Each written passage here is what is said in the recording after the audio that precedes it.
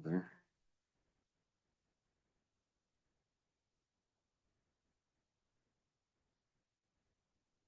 Ready. I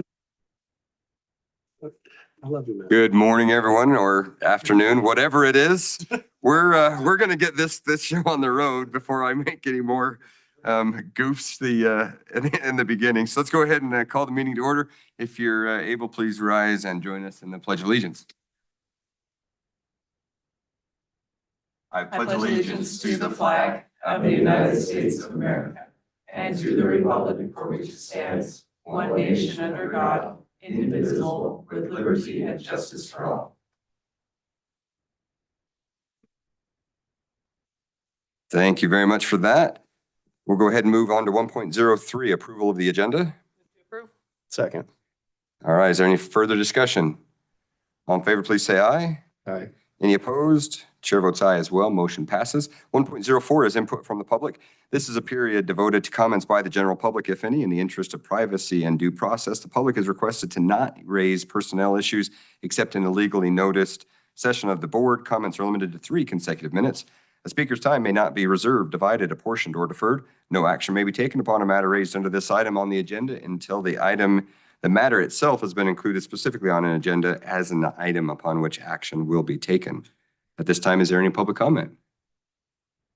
All righty, seeing none, we'll move into 2.01, which is receipt, review, and possible approval of the resolutions to augment the budget for the 2023-2024 school district budget.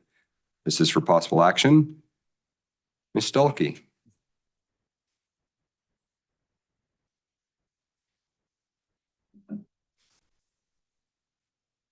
Nothing like taking on a job and then immediately having to, start playing with the budget. You were talking really fast. Get it together.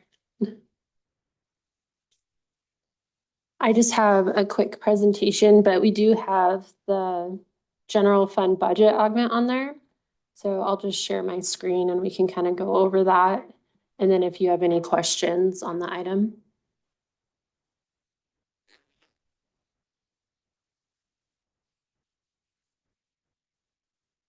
And while she's getting that ready, board, depending on how this motion goes, well, either way, the way this motion goes, we will need signatures from everyone. Please.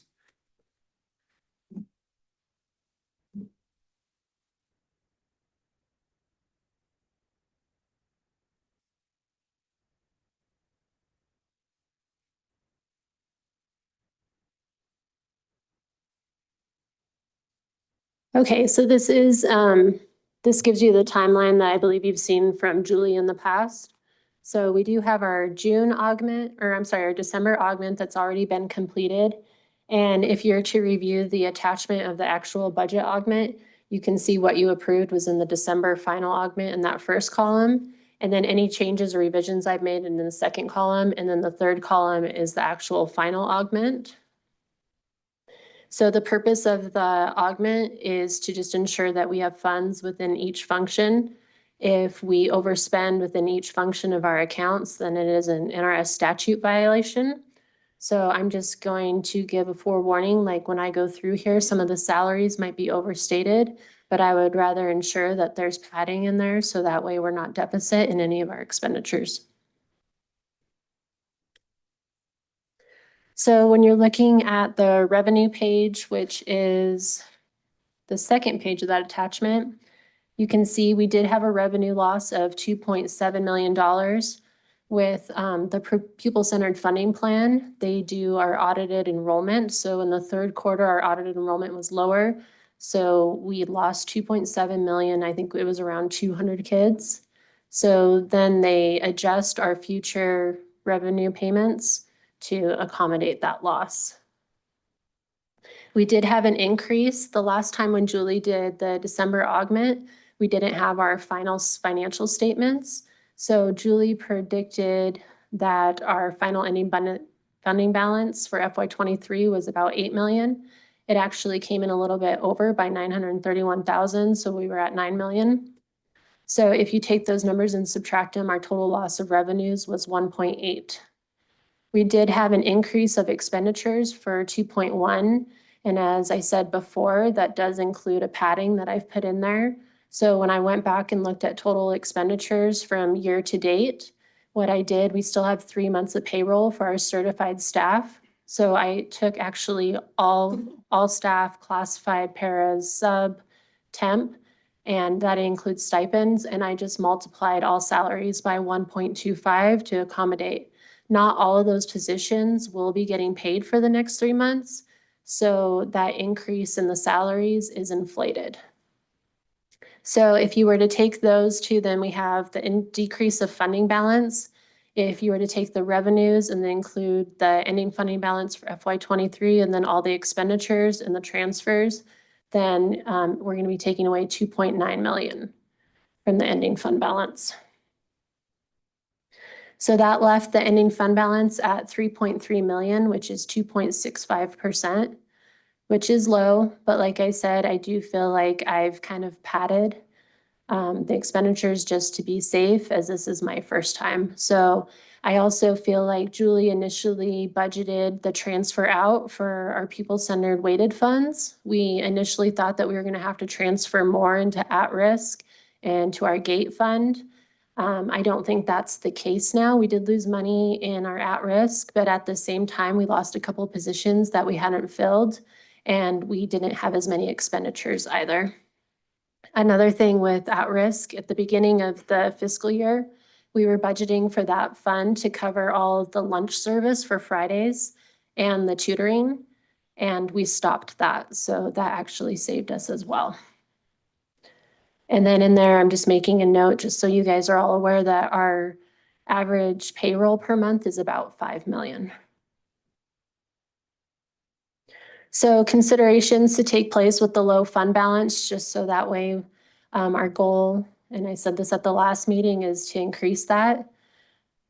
But we need to be more cognizant that now with our student counts, are going to be fluctuations in there that are out of our control. So we need to get our fund balance up just so that way we can mitigate that. We also need to be in consideration with inflation and still the constant supply and demand with the capital improvement overages of Owyhee. We're building a new school.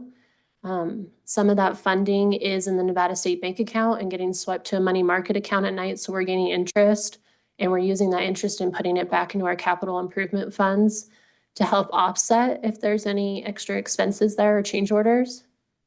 Another thing is our insurance premiums. So far, we've advanced $15 million. And if you remember, Julie did not budget in that account. We've been advised by our auditors to actually show the expenditures. So that way it'll trigger for management and then also for the board to determine if we need to make any changes to our policies.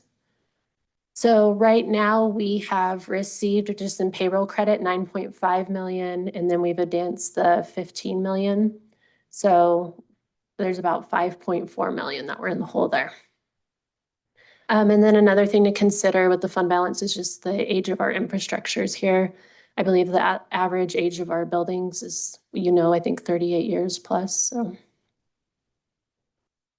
So our goals are to have salary savings with attrition, also position control. I think that's one thing that the district, we need to kind of look at and have a better control mechanism and organizing, looking at sites and functions and what the actual needs are.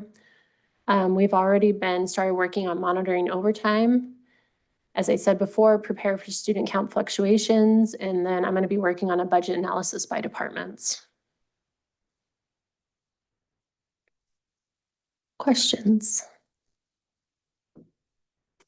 Yeah, the ending fund balance at 2.65, does that put us at any corrective action type stuff? At this point, it's not an audited ending fund balance. So When the auditors do our final audit and the final statements, if that's below 4%, then we need to come up with corrective action.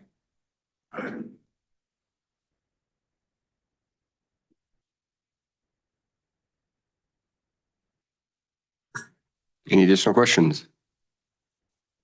Julie, in the attachment that you provided, page 2, there was a difference of 4.6 million between the pupil-centered funding program between the food service and local special education.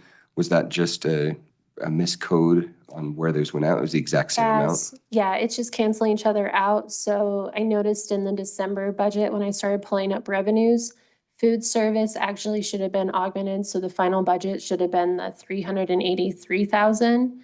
And then the local sped should have been 5 million. So in my revision, I'm just subtracting the difference to actually make it match what it is. Okay, thank That you. makes sense? Yes, Okay. ma'am. Yeah, so those amounts cancel out, and then the rest is just revenue that we weren't expecting, and then the loss of the base and categorical. Okay. Are you confident that we're going to stay above the 4% with the padding that you have? I am, yeah. Because this would be the third year where we'd have to have corrective action, correct? Mhm. That triggers something a little bit I think it's, more stringent than just we would corrective just have to action? come up with a plan. I believe that the Department of Taxation in the state would give more notice if we were unable to make our PERS payments. Okay. Alrighty, thank you. If there's nothing else from the board, how would the board like to proceed? I'll move to approve the resolution to augment the budget for the 2023-2024 school district budget. Second. All right, it's been moved and seconded. Any further discussion? All in favor, please say aye. Aye. Any opposed? Chair votes aye as well. Motion passes. We'll keep you up there for just a minute there, Miss Cassie. And the next 5 items deal with interfund loans. 2.02 is an interfund loan to the Adult Education Fund. And just for the record, all of these are from the general fund. Go ahead, Cassie. So this is an annual process with our grants. We're on a reimbursement basis. So we're awarded the funds and then we submit quarterly requests for reimbursement. So right now, these are just estimates for the unearned revenues that we'll be requesting by the end of the year. So our last requests are due mid-July, and then we'll probably receive that revenue by the end of the month.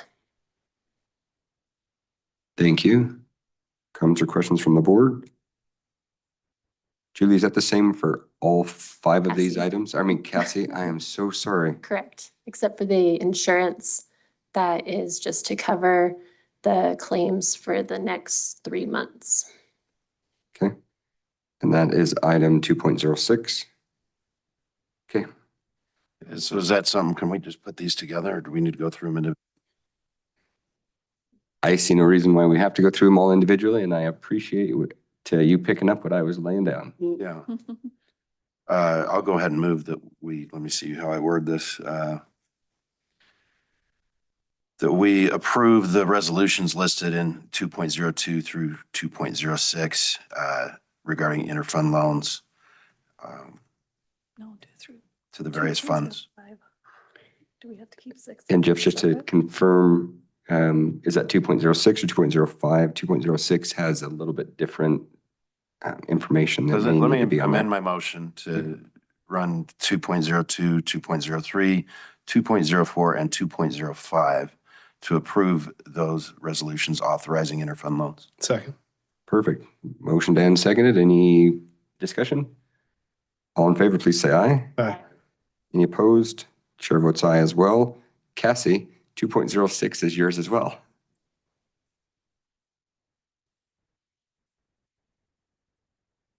Sorry, I'm pulling it up. This is the insurance one. Yeah. Okay, so, okay. Yeah, like I stated before, this is just an interfund loan to cover the claims that we'll have now until the next 3 pay periods. So I worked with Trinity just to get a number based on the previous 3 years. Obviously, we don't know what our claims are gonna be. So this is just enough to cover that account. And then if we don't end up using it all, then it obviously goes back to the general fund. So we're hoping. Well, it's that not even the general fund, it's just cash. It's just, we have to have enough cash basis to pay the bills, so enough financial security at that point. So we're hoping the increase in the premiums will help. The increase in the premiums, from what I believe, is only gonna bring in about additional $1 million, so it's gonna take a few years to catch up.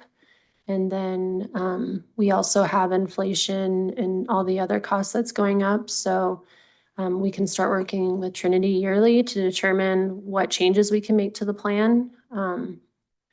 Also, I think that it's just something that needs to be a constant continuous change to where we're not keeping it stagnant for 5 years and then catching up. So Can it only be changed once a year? Or maybe is that a question for Cody? It can only be changed by a certain amount per year, Okay. and that is I knew there was 4.9% or something less. in there. I Yep. couldn't remember. Thank you. Yeah, so around this time last year, when we went into this year, we discussed that we would do something to make the most change we could, and that it would be a recurring thing over the next course of however many years it takes to get up to where we need to be, where we're not deficit spending on our insurance fund. So we did as much as we could this year, like literally as much as we possibly could, and we'll continue to do that every year until it's resolved. Thank you. Additional questions? And Cassie, I apologize on the item that you had for the the budget augmentation, the presentation. One of your bullet points indicated there was $9 million roughly that had been received to date for the insurance premiums. Would it be fair to say that the next 3 months, we should see about another 3 million? So using that, we're going to be short about 2.8 for the year on I'd very be simple. conservative and say about 2.3, 2.5 Okay. that we would receive. Okay. It does look like the claims, from what I saw, that there was a reduction a little bit. But like I said, it's kind of rolling the dice. It's an unknown what comes up with our staff. But I would probably say 2.5 would be coming in. Okay. Thank you. All right, Mr. Chair, Yes, ma'am. I move to approve the resolution authorizing an interfund loan to the Health Insurance Internal Service Fund from the general fund to cover the continued cash shortfall created by claims exceeding premiums. Second. Thank you. Further discussion? All in favor, please say aye. Aye. Any opposed? Chair votes aye as well. Motion passes. Moving on to 2.07, receipt, review, and possible acceptance of the bid for asphalt maintenance at 7 district-wide sites submitted by Superior Services Incorporated and conditional award of contract to that bidder. Mr. Stelke. Hello. Anything you want to add? No, any questions, I guess, about it? It was kind of a weird bid, so. Was a weird bid, and for everyone in the public, there was a legal interpretation that was put forth. So I hope that you all have been made aware of that and you've taken the time to read it because it's relevant to this item. Any further questions or comments from the board? Yeah, where is the timely bid that we have? Was that price what we're expecting It was, or what was budgeted? yeah, it was close to what, usually comes in every year, so. Yeah, if I remember back, yeah, it is right. It's always been It right around it might have 400. been a little bit more, probably. I think last year I would say was 370,000 probably. And I came in, but different sites, different size of asphalt, and so. Thank you for the comments or questions from the board. If I can jump in, I found a quick document. I'm worried that maybe it's not the most current one, but I'm seeing on the CIP for this year, FY 23-24, we had 400,000 budgeted for asphalt maintenance. So I think that while the bid came in over, because I do remember 370-ish being what it was last year, I think it's still within the budgeted amount. 400 is the number I remember. Okay. I was just gonna say, I'm not sure exactly what information's given out when these all go out to bid, but I think it's really sad that we can't accept the other bid because it came in a few hours late. And I know that it lists on our district website that we're a Monday through Thursday. But in the future, is there a way to possibly put in the information when we put it out to bid that says Monday through Thursday is when offices are open, just to make sure that people know so that we don't have something like this happen again? Because we could have saved 51,000. I think we can put whatever we want to put in Yeah. a I just think it package would one. probably be I think it wouldn't be a beneficial to bad have that idea to maybe thrown in there. have a Dropbox that is sealed, you know, like, so that's maybe something we could So if FedEx comes by on Friday, they can drop it. drop it off and then we can take receipt of the bid, you know, Monday morning or whatever. So Yeah. wouldn't That's a be a good bad idea. thing to kind of, This was one I immediately looked at and kind of jumped on, but I'm speaking as a, in a past life, I used to do a lot of bids on the other end. I did computer sales for schools. And you absolutely have to respect the bid process. Yeah, it makes me sad to see this, but at the same time, we shouldn't even have seen this. It should have been sent back unreturned, unopened and so it's like it doesn't exist. So the way I look at it, we do. And I did take the dive on the legal opinion that was issued and went through some NRS to see, and there's no way we can look at that late bid. It wasn't here on time, and that's, you know, it's cut and dry. It's black and white. So yeah, it was kind of a perfect storm in a bad way for that contractor, right? You know, Yeah. with FedEx and the whole deal. So I would just urge them and anyone else who bids to even not wait to the last day. I'm sure this bid period was open for several weeks, right? yes. Yeah. So I mean, in my mind, there's no, especially for something of that amount and that importance, it's your duty to get it in on time. So. Yeah, and I believe they bid last year and they hand delivered last year, but So would have loved to have been able to take it, but. Further discussion or comments for Matt? I'm going to kind of echo what Brooke had said. Yeah, I think if we put that in the bid documents for all bids moving forward, what our business hours are, I think that would be appropriate. I would not necessarily think that a drop box is necessary because we get deliveries at the senior center at 3 different doors and we still have to tell each driver where we're going. So I don't think we need to necessarily invest in that. okay, fair enough. But that's just my opinion. So thank you. How would the board like to proceed? I move, Oh, go ahead. go ahead. I move that the board find that the late bid submitted by CR Contracting is unresponsive and that the board accept the best bid for asphalt maintenance at 7 district-wide sites submitted by Superior Services, Inc. and conditionally award that contract to the bidder, subject to the timely submission to the district legal counsel of all documents required by the instructions to bidders, including 1, the signed contract, 2, proof of required insurance, and 3, issued performance bond, and 4, issued payment bond. All right, it's been moved and seconded. Is there any further discussion? All in favor, please say aye. Aye. Any opposed? Chair votes aye as well. Motion passes. Thank you very much, Matt. Thanks. 2.08 is receipt, review, and possible approval of proposed changes to policy EBGCC, buildings and grounds management, leasing and renting, non-school use of school facilities, rental fees. This is the second time that it's been before the board, so this is for possible action. To give a little background, I requested last meeting that this be pulled out of the consent agenda just to discuss some items in here. And there were some minor changes, or actually there were no changes as a result of that meeting. So this is the same as what we had seen last time. We have received public comment on this. Mr. Hoffman, would you like to say anything? Would you like me to read the public comment? Would you like to read? All righty, then I will let you have it.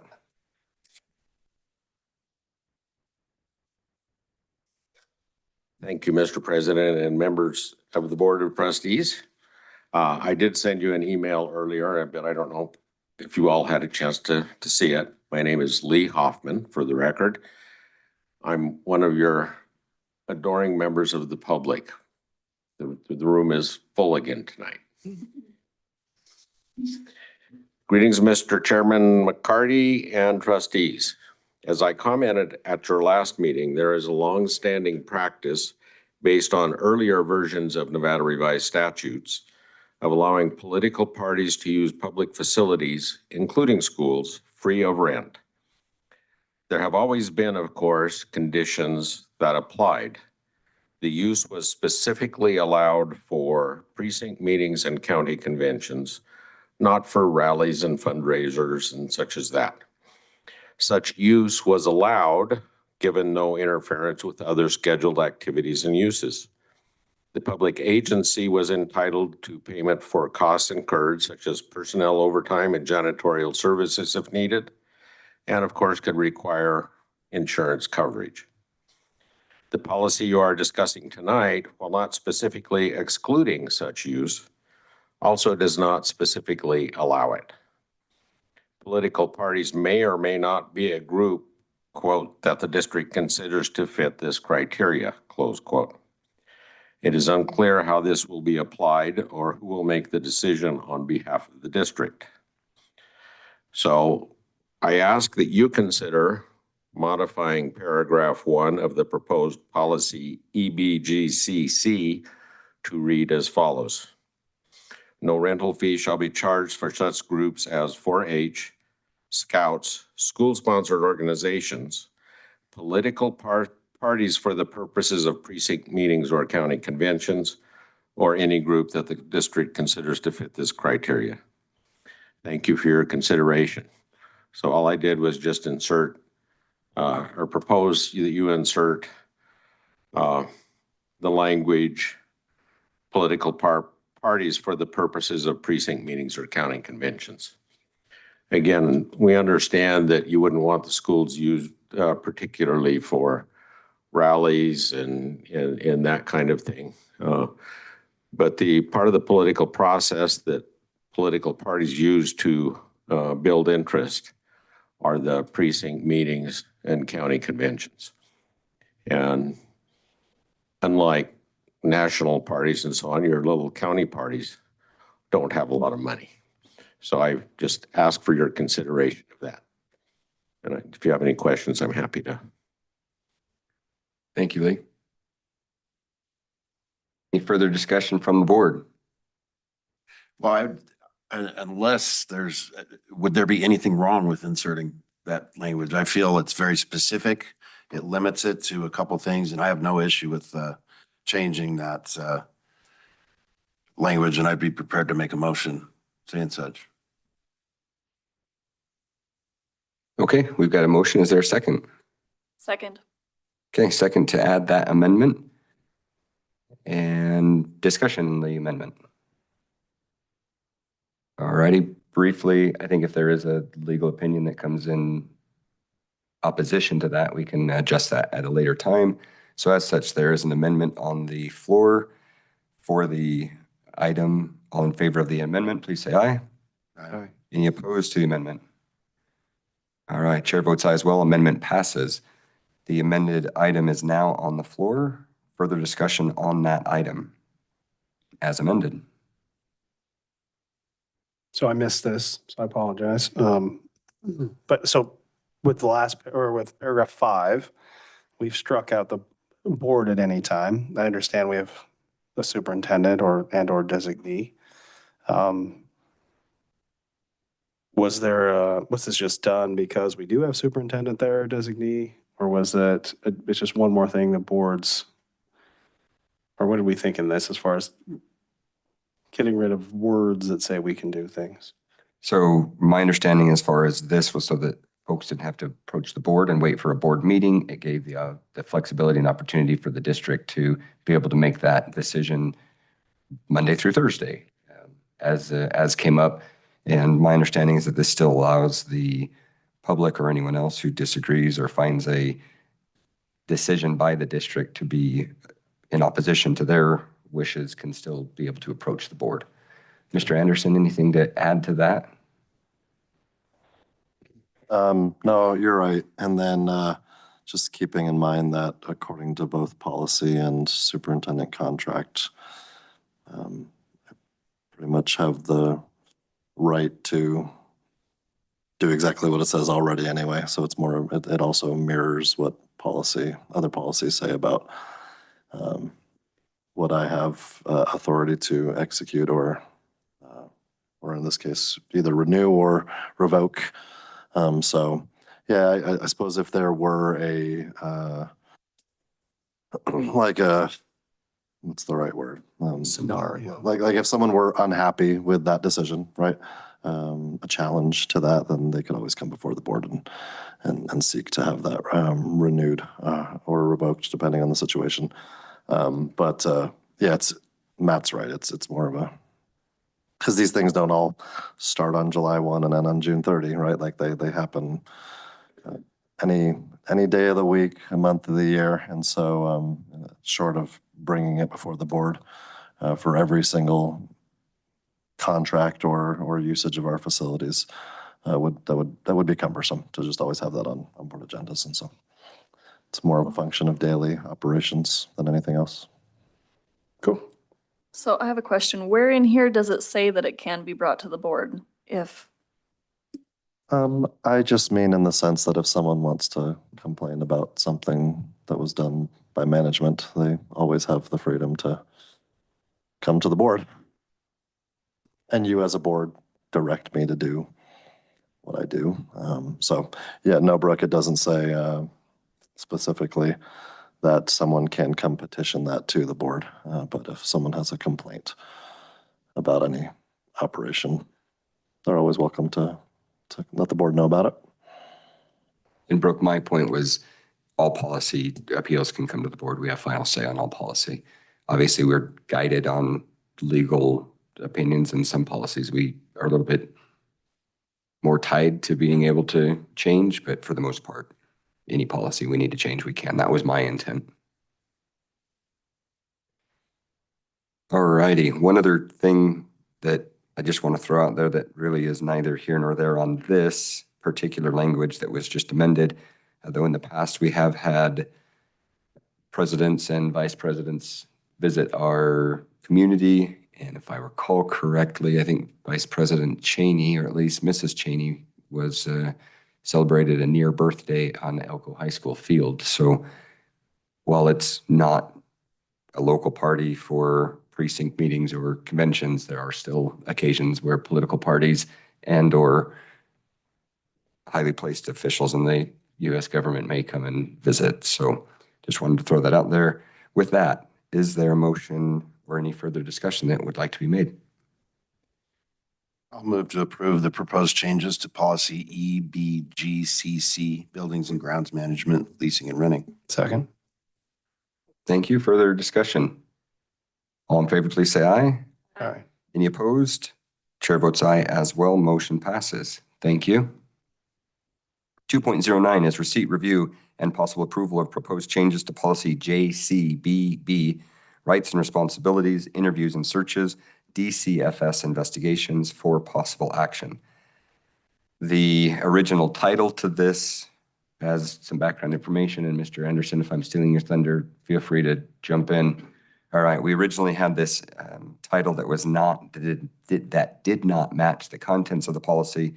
As such, that is coming back before us, and it was also determined that some of the statute language needed to be revised as well. So there are 5 different attachments, and the red 2 is the most current, changing what was passed previously. However, red 1 was the original changes as well.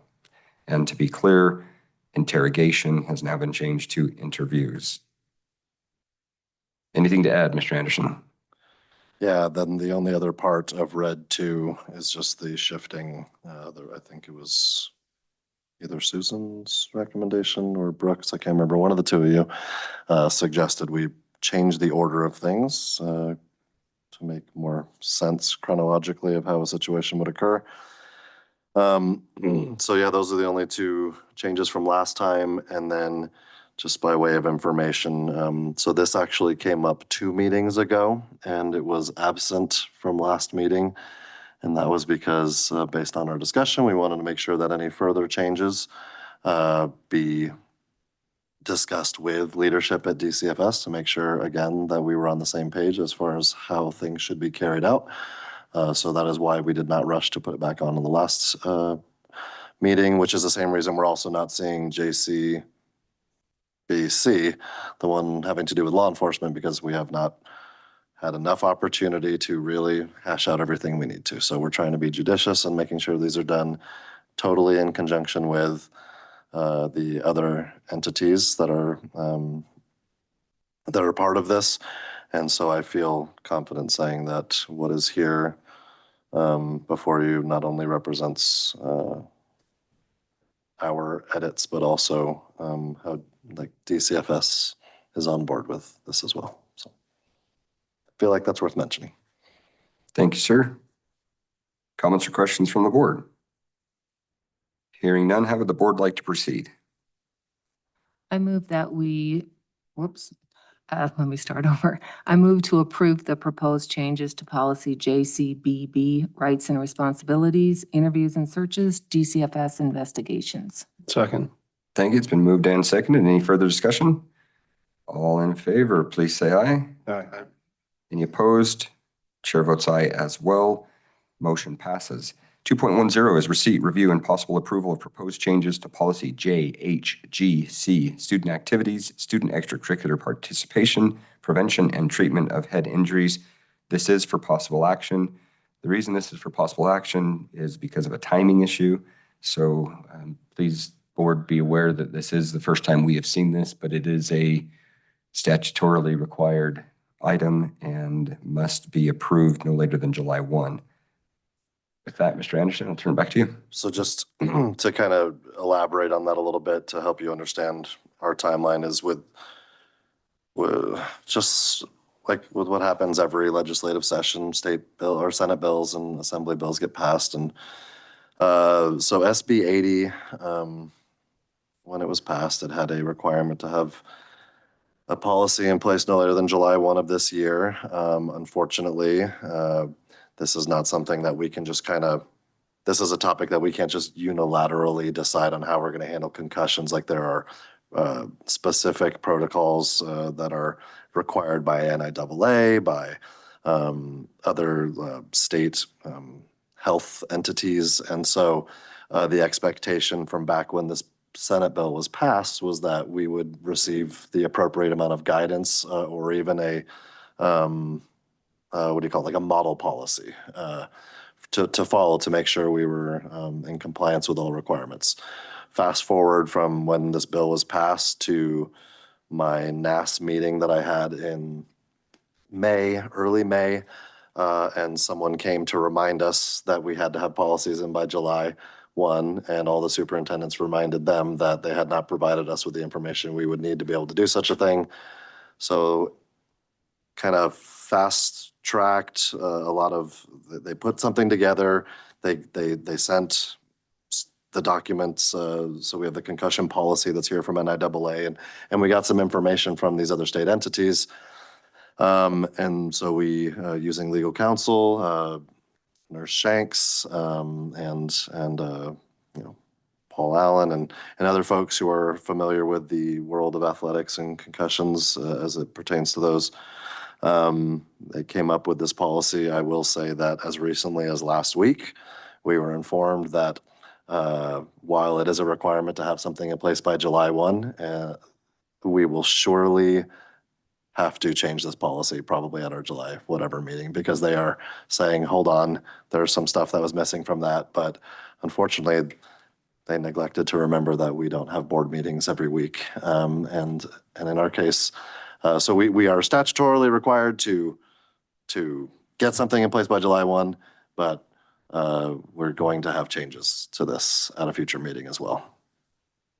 So what we have now best reflects what we were told we had to have when we were told, but we have since been told we have other changes that have to happen. So Little chance of concussions between then and now. Yep, I suppose if a student or a staff member who is working or going to summer school between now and then could potentially sustain a concussion. And so if that were to occur, then we would follow this policy, but we also have very capable nurses who would make sure that things are done in their best interest.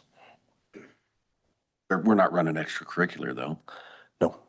So to be clear that this is not, okay, so yeah, this one is about student extracurricular participation. Yeah, so I mean, we do have, FBLA going to nationals and other, so there are things that could occur. But anyway, all that to say, we have to have something in by July 1. This is the absolute fastest we were able to get it, given what was provided to us. And you can expect further additions, amendments, et cetera. Mr. President, I move to approve proposed changes to policy JHGC, recognizing that we will see this policy again for amendment at a later date. Second. Further discussion or comments from the board? All in favor of the motion on the table, please say aye. Aye. Any opposed? Chair votes aye as well. Motion passes. 2.11 is receipt, review, and discussion of proposed changes to policy IDD, curriculum design, instruction of students with disabilities. This is the first time before the board, and this is a non-action item. Mr. Anderson or Dr. Higbee, anybody want to talk on that one? Yeah, I think you probably should.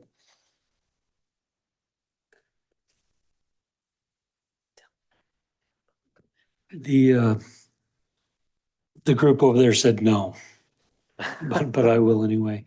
So our old policy, as you can see, completely outdated with very little information. We've updated the policy with IDEA law and relevant to what we are doing here in Elko County now. And so I think this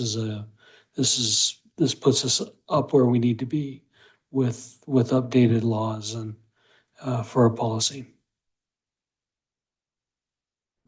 Thank you, sir. It's probably worth noting that normally when we bring an old policy with changes, we often have red line and show where all those changes, but in this case, they're so vastly different from how it was previously written. You can see that the old one doesn't have a date of inception, which means it's remarkably old. It's older than board docs is for us, and so it goes back quite a few years. And then, like he indicated, a lot of things have changed in the world of special education IDA. So while there are there are certainly some words in common, the policies are, it'll be labeled the same coding IDD, but it's for all intents and purposes, it's basically a new policy, just replacing another. Is there a benefit to retaining the old IDD, if nothing else, as language that was strucken, that's a good word, I done talk good, that has been struck from this language, or to perhaps name this a different policy so that we have that track in there? Is there any benefit to that? I would say definitely no. Okay. Further discussion and comments from the board? I understand there may be public comment. Please come on up.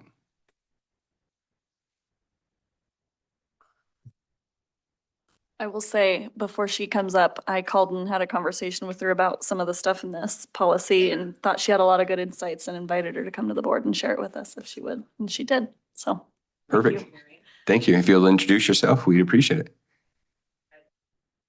If there should be a green light and. There.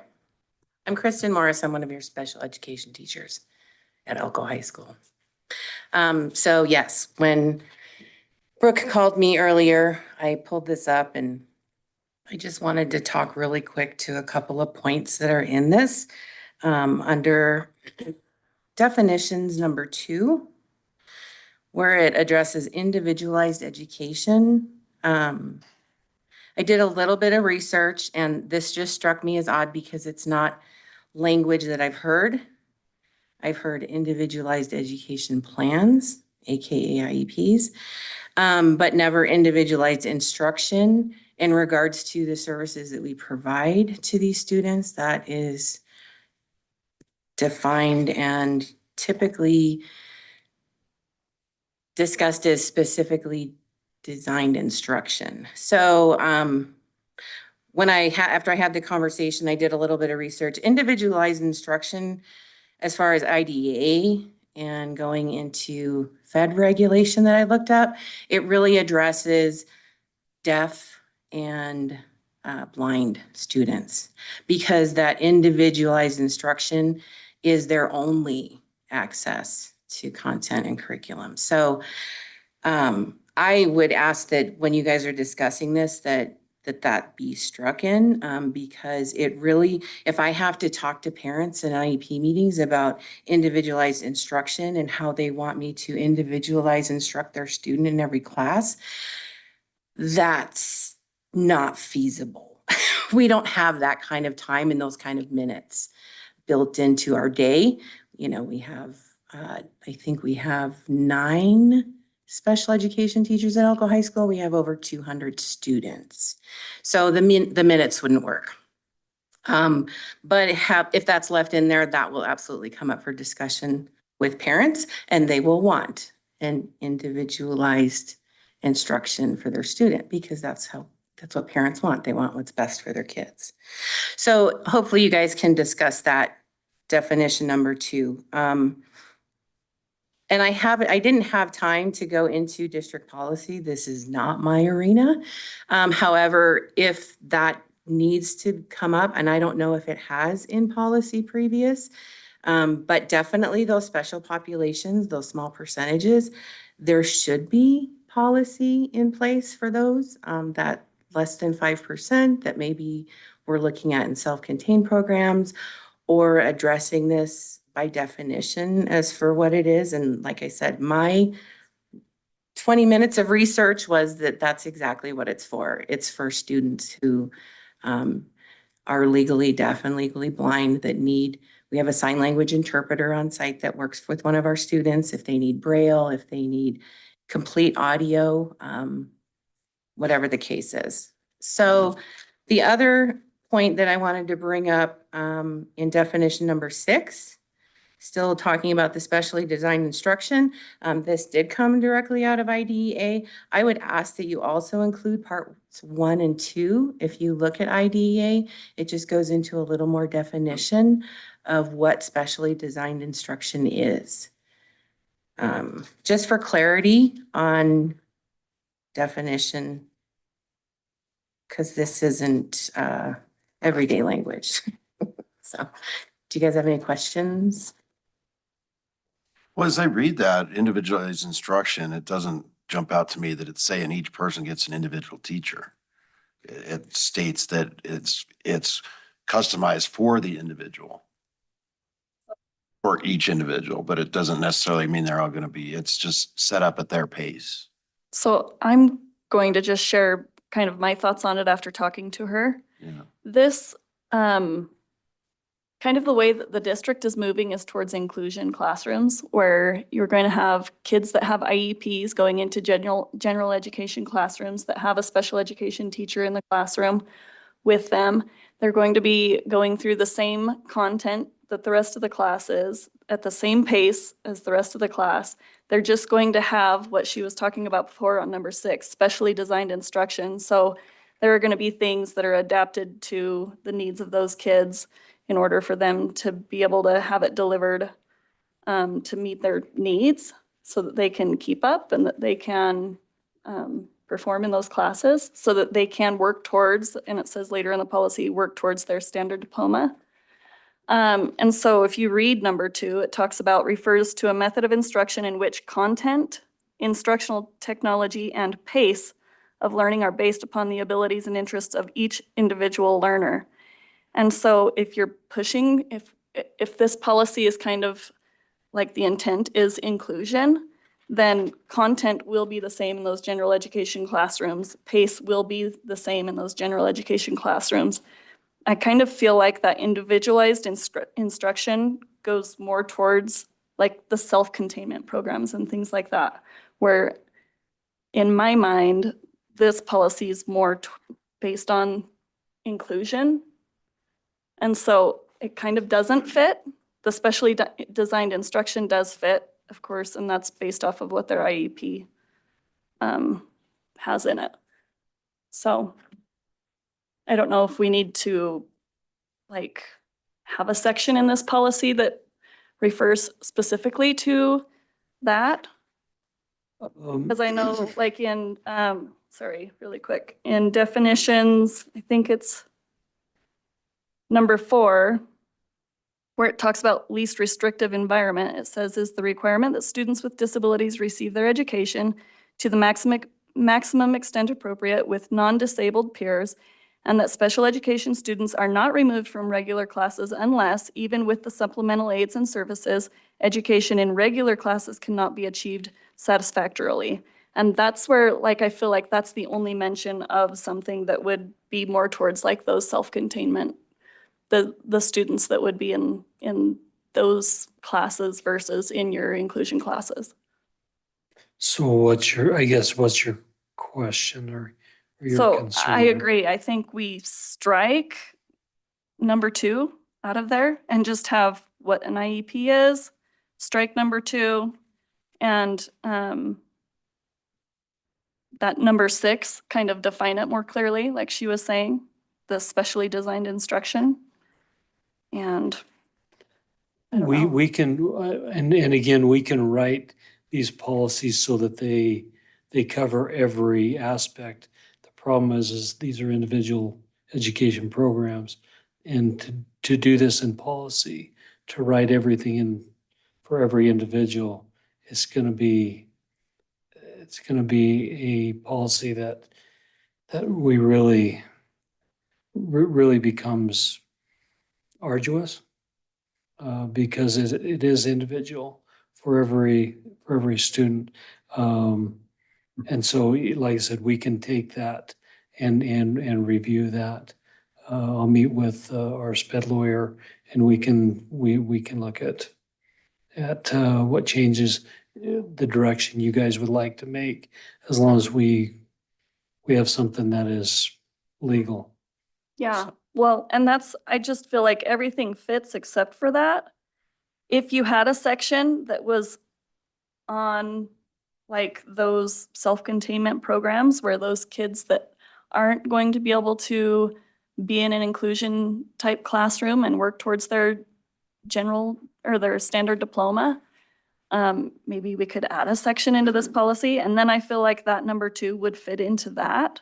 But I don't really feel like that number 2 fits into if our intent is leaning towards inclusion, it doesn't fit in because it talks about in which the content and the pace of learning are based upon their abilities and interests. And I feel like in an inclusion classroom, the content's gonna be the same. The pace is gonna be the same. I have a son in inclusion classes. He's learning the same content as his peers.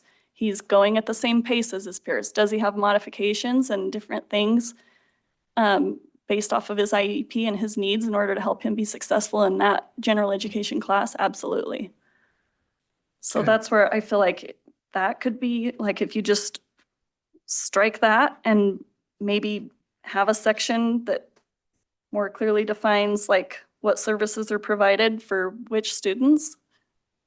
Because I feel like that fits more, that number 2 just fits more for self-containment type programs versus inclusion classrooms. Okay, we can review that.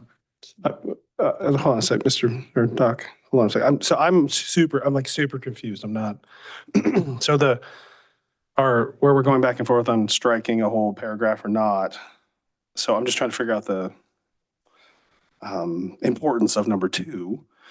So the importance of number 2 then, let's break it down for me because I'm having a hard time understanding, is that we need to have definition in our policy so that we have, I'm going to use wrong words, so I apologize, but specialized instruction for SPED children while they're in inclusion. Is that Specially designed instruction. okay? And so that's what SDI. that's what number 2 here is trying to do or should be doing. It is the individualized instruction piece of this is trying just to make sure that we have it written in policy that we recognize that there are students who need additional individual instruction. Okay. And when we have those, like our self-contained, when we have those students, we have to individualize that.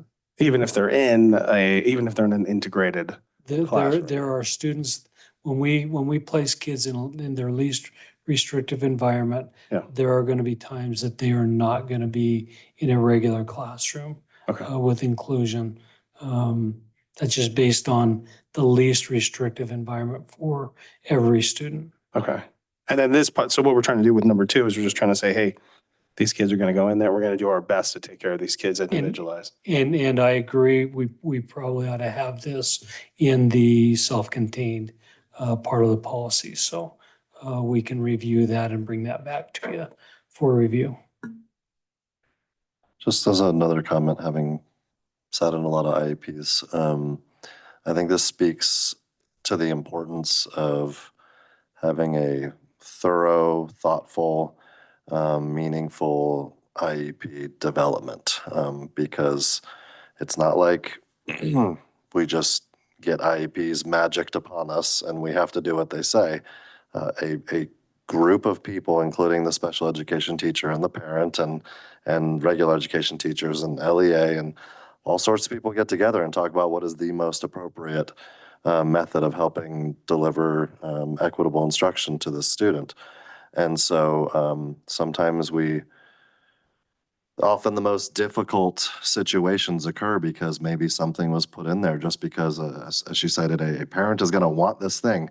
And just because a parent wants or demands this thing, this will be unpopular with certain parents, but I'm here to tell you that doesn't mean you're going to get it. An IEP team is there for a reason to determine what is the most appropriate, not what does someone want the most, but what is the most appropriate thing to help that student achieve success in the least restrictive environment.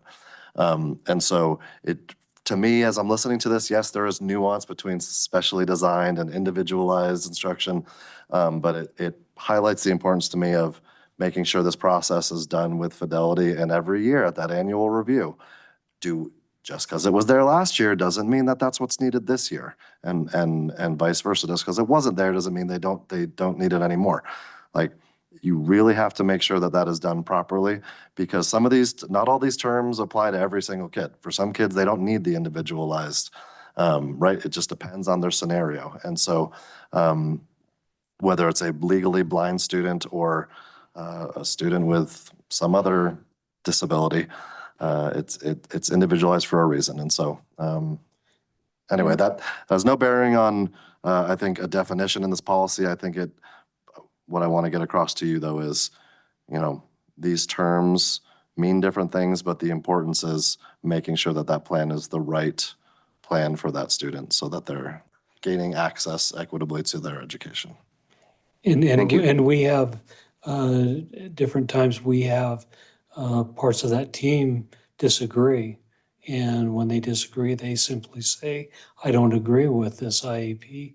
It is a team decision.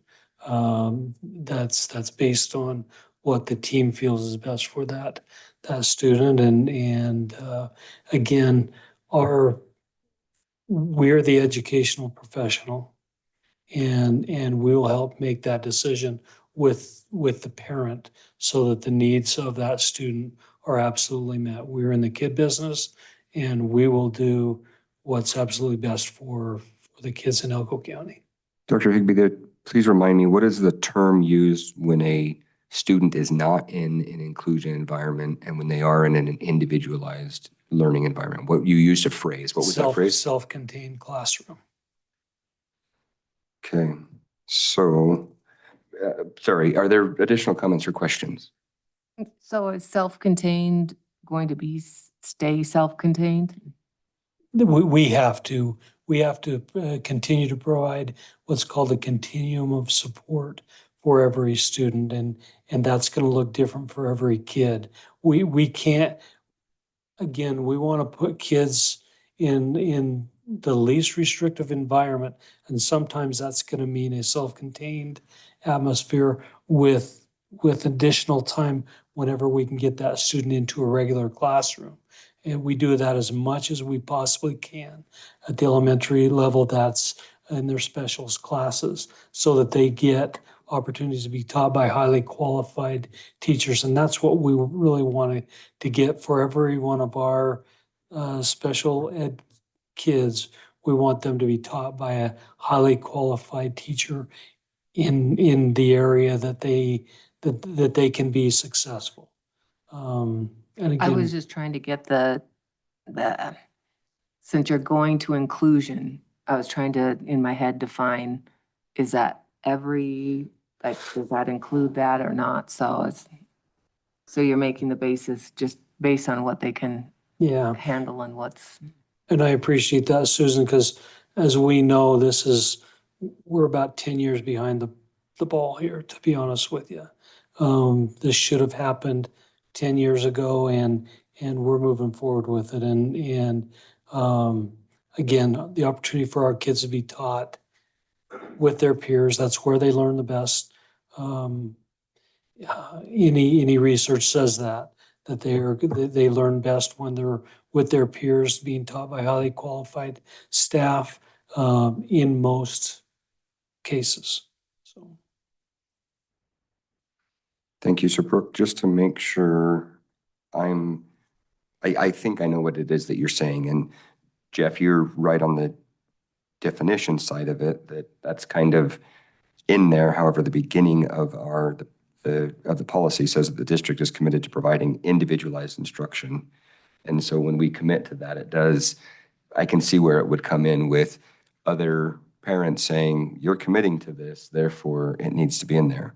So to resolve that, I would suggest where it says the district is committing to provide individualized instruction, I think it should say specially specially designed designed instruction. instruction, SDI. Yeah. okay. So if that is acceptable, then I see a benefit of having number 2 in there. However, I think we need to define it better. So if we don't use specially designed instruction, a proposal could be that at the end of number 2, we simply add, particularly when in a self-contained environment, classroom, and then this term does not have the definition ascribed to it in the Individuals with Disabilities Education Act idea. So that would kind of resolve that yes, this defines it this way. That's not necessarily what we're defining it as. A quick search of policy shows that we don't have something for blind students as far as a call out for those students with those disabilities, and the deaf students in our policy have a small portion of a different policy other than service animals. So just to clarify that, but I think that it is important that we say we are going to have individualized instruction as part of the individualized education plan. And I think that gives even more strength, I guess, to parents to be able to say, yes, you guys are the education professionals. However, there are children, and we know them when they're at home, we know them when they're on weekends, et cetera. So in theory, doesn't always work in practice, but in theory, the parent should have more time with the student, with the child than with the education system. So I see number 2 as strengthening what parents have as that right. And that kind of goes back to your concern, is that parents are then going to come back and say, well, I want this all individualized. So I think we need to massage that to a degree, whether we say specialized, specially designed education programs or whatever it is. But I think there's a way to still address what the concerns are while not necessarily just striking entire definitions. I'll stop now. Further discussion. I think it's interesting the way we all read the policy. Yeah, interpret it, because for number 2, I guess I looked at it as just a regular ed teacher, and I'm like, you could look at that as you do that with every kid you have in your room, so it's interesting to hear your point of view, and well taken. So just on a very basic level, that policy or that definition is in there because under policy on item 1, it's listed individualized instruction, and then it says aligned with their IEP. So if we have a definition, it's somewhere in the policy, and if it's not somewhere in the policy, I guess we don't need the definition if we're going to reword that.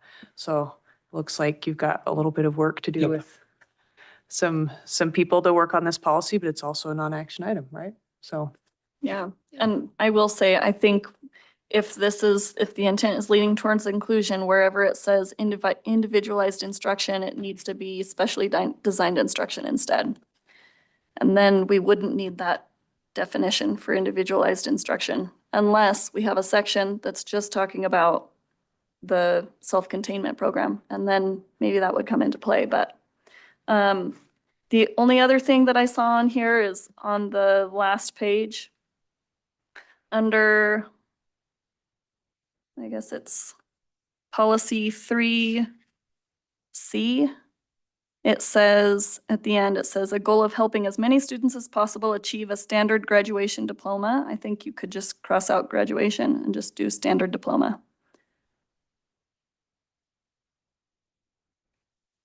And then I will have to say about this because we're on this. I went to a meeting at Elko High School where Mr. Lobato and Ms. Morris were there, just kind of giving everybody, all of the parents of special education kids, all the information on how inclusion is going to work and what that's going to look like and why they're doing it and what the benefits are. And I'm really happy with the direction the district is going with this. When my son was in junior high, he was in special education math and reading and different things. And I found out halfway through his 8th grade year, if he continued on that course, he would be working towards an adjusted diploma. And so halfway through his 8th grade year, we pulled him out. We put him in general education inclusion classrooms at Adobe Middle School. And I was really nervous because some of the math that he was doing in his special education classes was like 3rd grade, 4th grade, you know, it wasn't very hard. And I just was really nervous jumping into regular 8th grade math, how he would do. His teachers were amazing. He was able to do the math.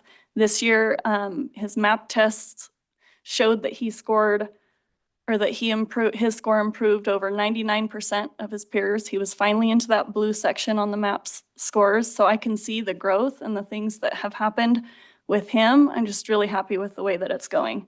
And I just really want this policy to reflect like that intent to lean towards inclusion and to push towards inclusion.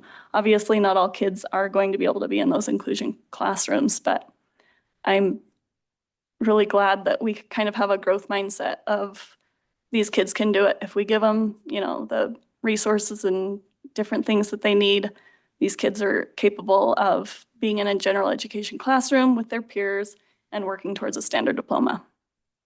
Thank you. I appreciate that feedback. That means a lot to our team.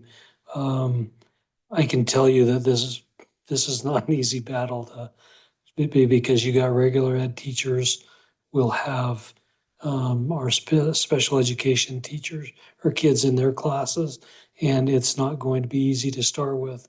But at the end of the day, it is the best way to teach kids, all kids. One of the things that frustrates me the most is when I hear people say, I don't teach those kids. That's wrong. Every kid deserves to be taught by a highly qualified educator and then have enough support so that they can accomplish the things that they need to accomplish, so that they can and so that they can receive their regular diploma. Yeah. So, thank you. Yep.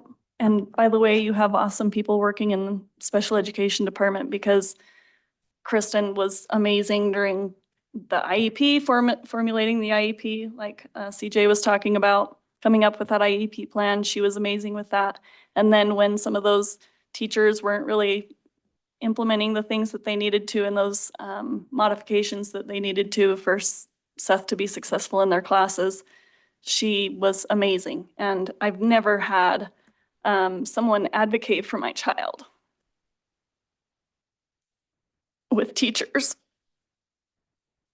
I was surprised because she was advocating for my child more than I even was. Like, to have a teacher sitting next to you and advocating for your kid with his general ed teachers and just pushing and saying, nope, this is what he needs, and this is what we're going to give him, and we can deliver this. And anyway, just really appreciative for the amazing people that we have in our district that are pushing really hard to help these kids be successful. Any other questions?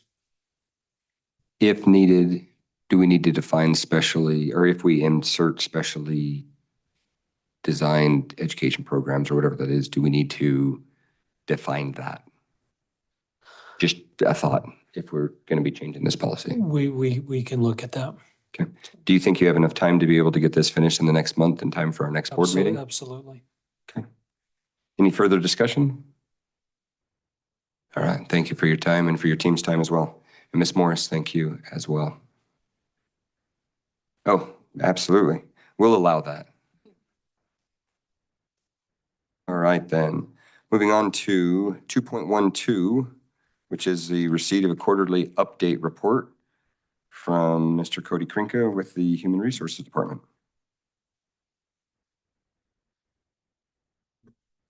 Hi, everybody. We'll go through quite a bit relatively quickly. Go ahead and interrupt. I've got a lot of different topics that we're going to start and go through, but by all means, we can go back to any of the topics I go through, or you can go ahead and interrupt and ask questions as we go. Since we'll be switching topics, I don't want to be missing anything. Usually the questions I get about this time, of course, are with hiring, how we're doing compared to last year. So last year on June 15th, we had 86 postings. And these are just certified postings available. And right now, as of last week, we have 65. Last year on June 15th, we had 45 people hired. It's new to the district, new licensed individuals, and now we're at 54 as of last week. Last year, we had 42 resignations and 31 retirements at this time. And this year, we're at 30 resignations and 18 retirements. It does seem like we've had a lot. If there was a difference between the two and resignations and retirements besides the number, it seems like more people have made their decisions later in the year. Last year we had a lot more at the end, so you probably see a lot more of those in the consent agenda on there. Another reason we have more hires is, remember back in November when I did a quarterly report, I think we talked about the grow your own or the pathways. We had lots of different ones going through there. That does seem to be going exactly as we talked about before. In fact, last week we had one elementary school that had 5 of those individuals within their school become licensed or are going to be licensed before the first school. So 5 people, 1 school through those pathways. That's quite a bit, especially at an elementary school. When I talk to principals, it does seem most of them, not all of them, are less stressed about the openings that they have, because keep in mind these 60 some positions that are posted, those might be individuals that are critical needs, because we posted those, or they might be individuals that are long-term subs, because those will be posted until August 1st. That said, hey, if you don't find someone, I'll come back and do it again next year. So the stress levels are lower because with the number of positions posted, because they already have commitments, verbal commitments from individuals that say, I'll come back as a critical needs. I'd like to be retired, or yep, if you still need me as a long-term sub, I'll still come back. And then like right now, I think we have around 13 critical needs teachers, and then in the high 30s of on long-term subs when we come back. So our principals have done a great job at working that away. We've went to 8 career fairs. I don't know if we've hired anybody on those career fairs. Those are paid for through the grants, but I do know that in comparison to last year, we actually had people stopping by our booth. We had people talking to us. We've had interviews and we had job offers, but our salary is somewhat competitive, I should say, with the Idaho, Montana, Wyoming. We're still behind the Utah and Californians for sure. But we're getting people to show up. We have a lot more applicants. And things are starting to, like obviously you can go, and as can anybody, go to our HR website and just check out what positions are available. When you go to the search engine, you'll click on, if you type in science, you'll see we only have 1 science position in the district. I think we have maybe 4 math positions. Of those 4, there's only 1 of those that the principal doesn't have an idea of what's going to take place. We're still looking either for an applicant or long-term sub for that position. So everybody's doing pretty good in that regard, even though it seems like the numbers are high. The principals have a pretty good idea of what's going to take place. Any questions on that? Do you still do an exit survey? Good question. That's going to be on my topic. So the exit survey is a little different than it has been in the past. In the past, we did our own, and then we partnered with, Ray and I were on a committee, the Retention and Recruitment Committee Coalition, for the state. And so with them, we created an exit survey for the state. So yes, I don't have the results because we've done it through the state. So what that exit survey will show, I'm not sure because I haven't gotten the results, but even people that transfer will receive that exit survey. So if you transfer to a new school within our district, if you transfer to a new school outside our district, you'll get that. And if you resign or retire, you'll have a different survey. And then when we'll get those, well, I'll let you know the results. Will that tell us too, like how many people actually took it? Because they don't have to take it, right? No, they don't. I don't have that information either. They get reminders that, Like, why do they want to move, like Mhm. within our district, school to school? Is it because I live in Spring Creek and I want to work out there? Or is it because, I don't know, I don't like the Personal atmosphere reasons, at yeah. such and such a school or those types of whatever, things. but- Yes. Hopefully they'll respond. Everybody's always really cautious about surveys. We were hoping that with that coming through the Department of Ed, they'd have more confidence in the anonymity of it, but we'll find out. Yeah. Yes, sir. I'm assuming that these are sent electronically through a personal email, not through a district email? It's sent through their district email because their district email is still active. And it's sent when we receive their retirement or resignation or their transfer. So And that stays active until August, whatever? End of August for those teachers. Yep. And even though it's like we talk about certified, it is not sent to admin. This is only a certified teacher. And you know how many inter-district transfers there have been, as well as Mhm. how many resignations, Mhm. retirements, et cetera. I guess retirees are not receiving this, is that correct? Previously, no. The ones that are retiring this year, yes. Okay, So if you're retiring this year, resigning or transferring, you should be getting this. so we know those numbers, so we'll then be able to compare the amount of responses we get versus the number total. So, okay, thank you. I have an idea, hopefully, of its effectiveness. And like I said, it's going through the state. That way the state has an idea whether or not they can make they're saying, well, this is a statewide problem. If there is a problem designated in there, if it's, we're not getting supports that we need, they can identify districts, they can identify if it's a statewide salary thing, those types. And they ask them where they're going, what they're doing. Okay, thanks for jumping ahead on that one. Also on that, it's good.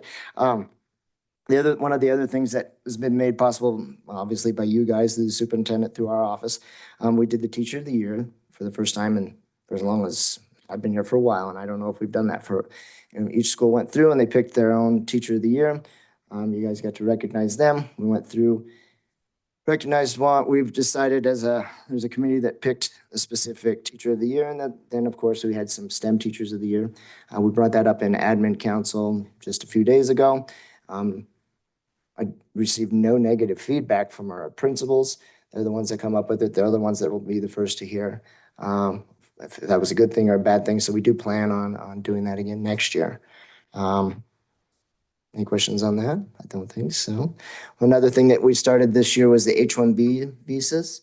Remember, we decided to take the money that we were using for signing bonuses and instead sponsor visas so that we could have those teachers for a specific amount of time, usually about 3 years. We had 5 of those this last year.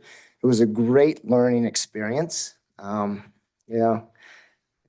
we'll probably do it again, meaning because it is a lot of work on the principal, it's a lot of work on my office, but hopefully it's a lot easier now that we have an idea of the best routes to get things done, because we use different attorneys, we use different sponsorship programs.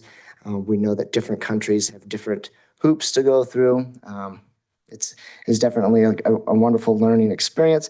I just got a recommendation today for an H-1B, so we'll check whether or not we can do that fiscally, which we should be able to. So we'll go through those and make the recommendation to specific attorneys that we worked well with in the past.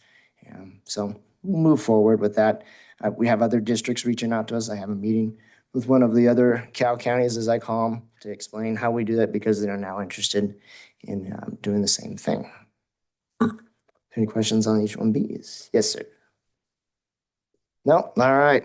We still do the J1s as well. J1s, remember, are sponsored by someone else. And they can come to whichever school and they can leave. The H1Bs, they work for us for a specific amount of time.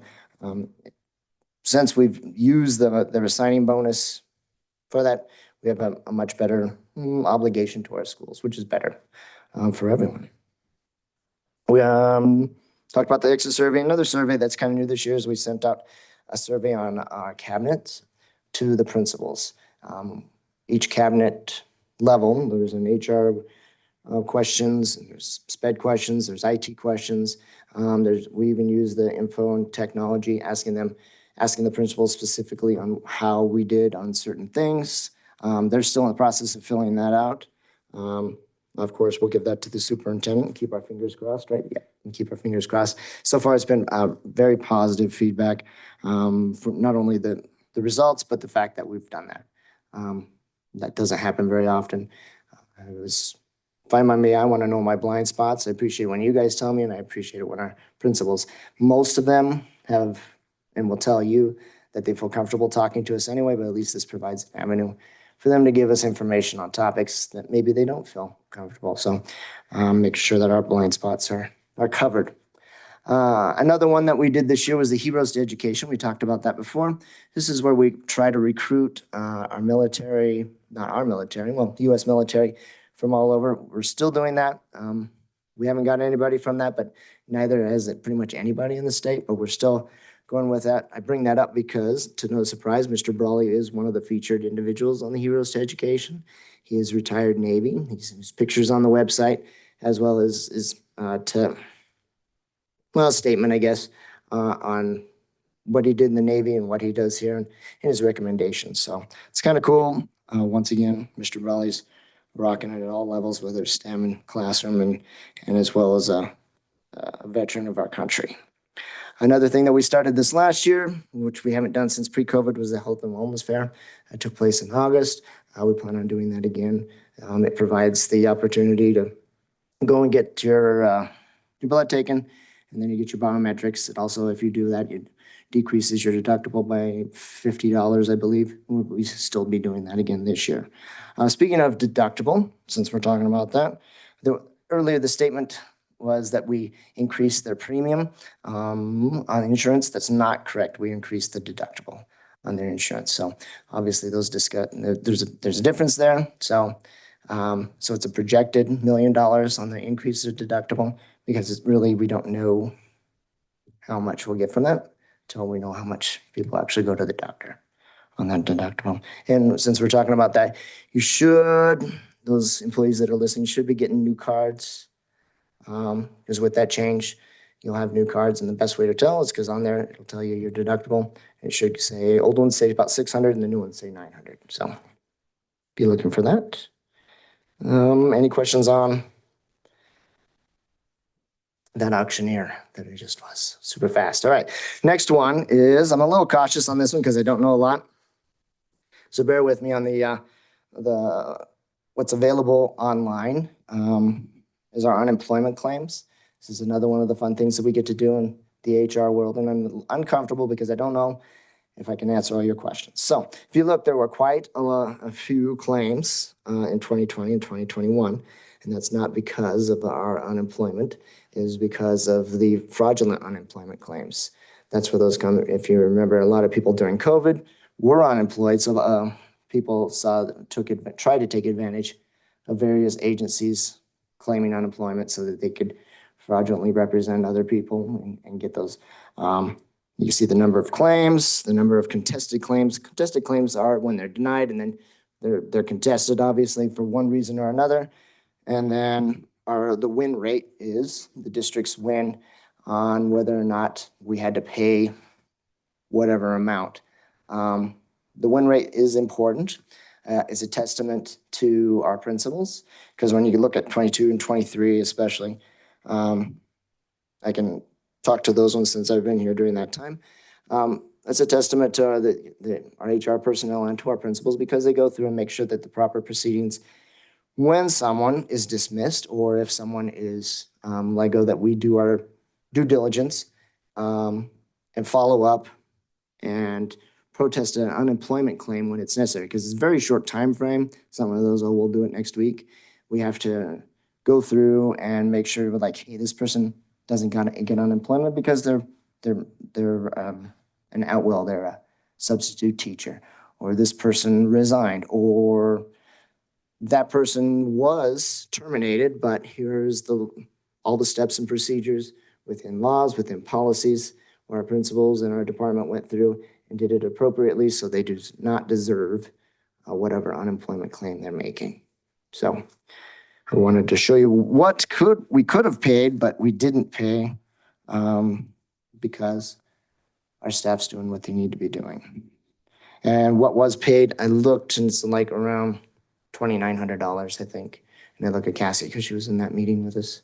So quite a big difference than what we could have paid, as you can see on the right, bottom right in the green.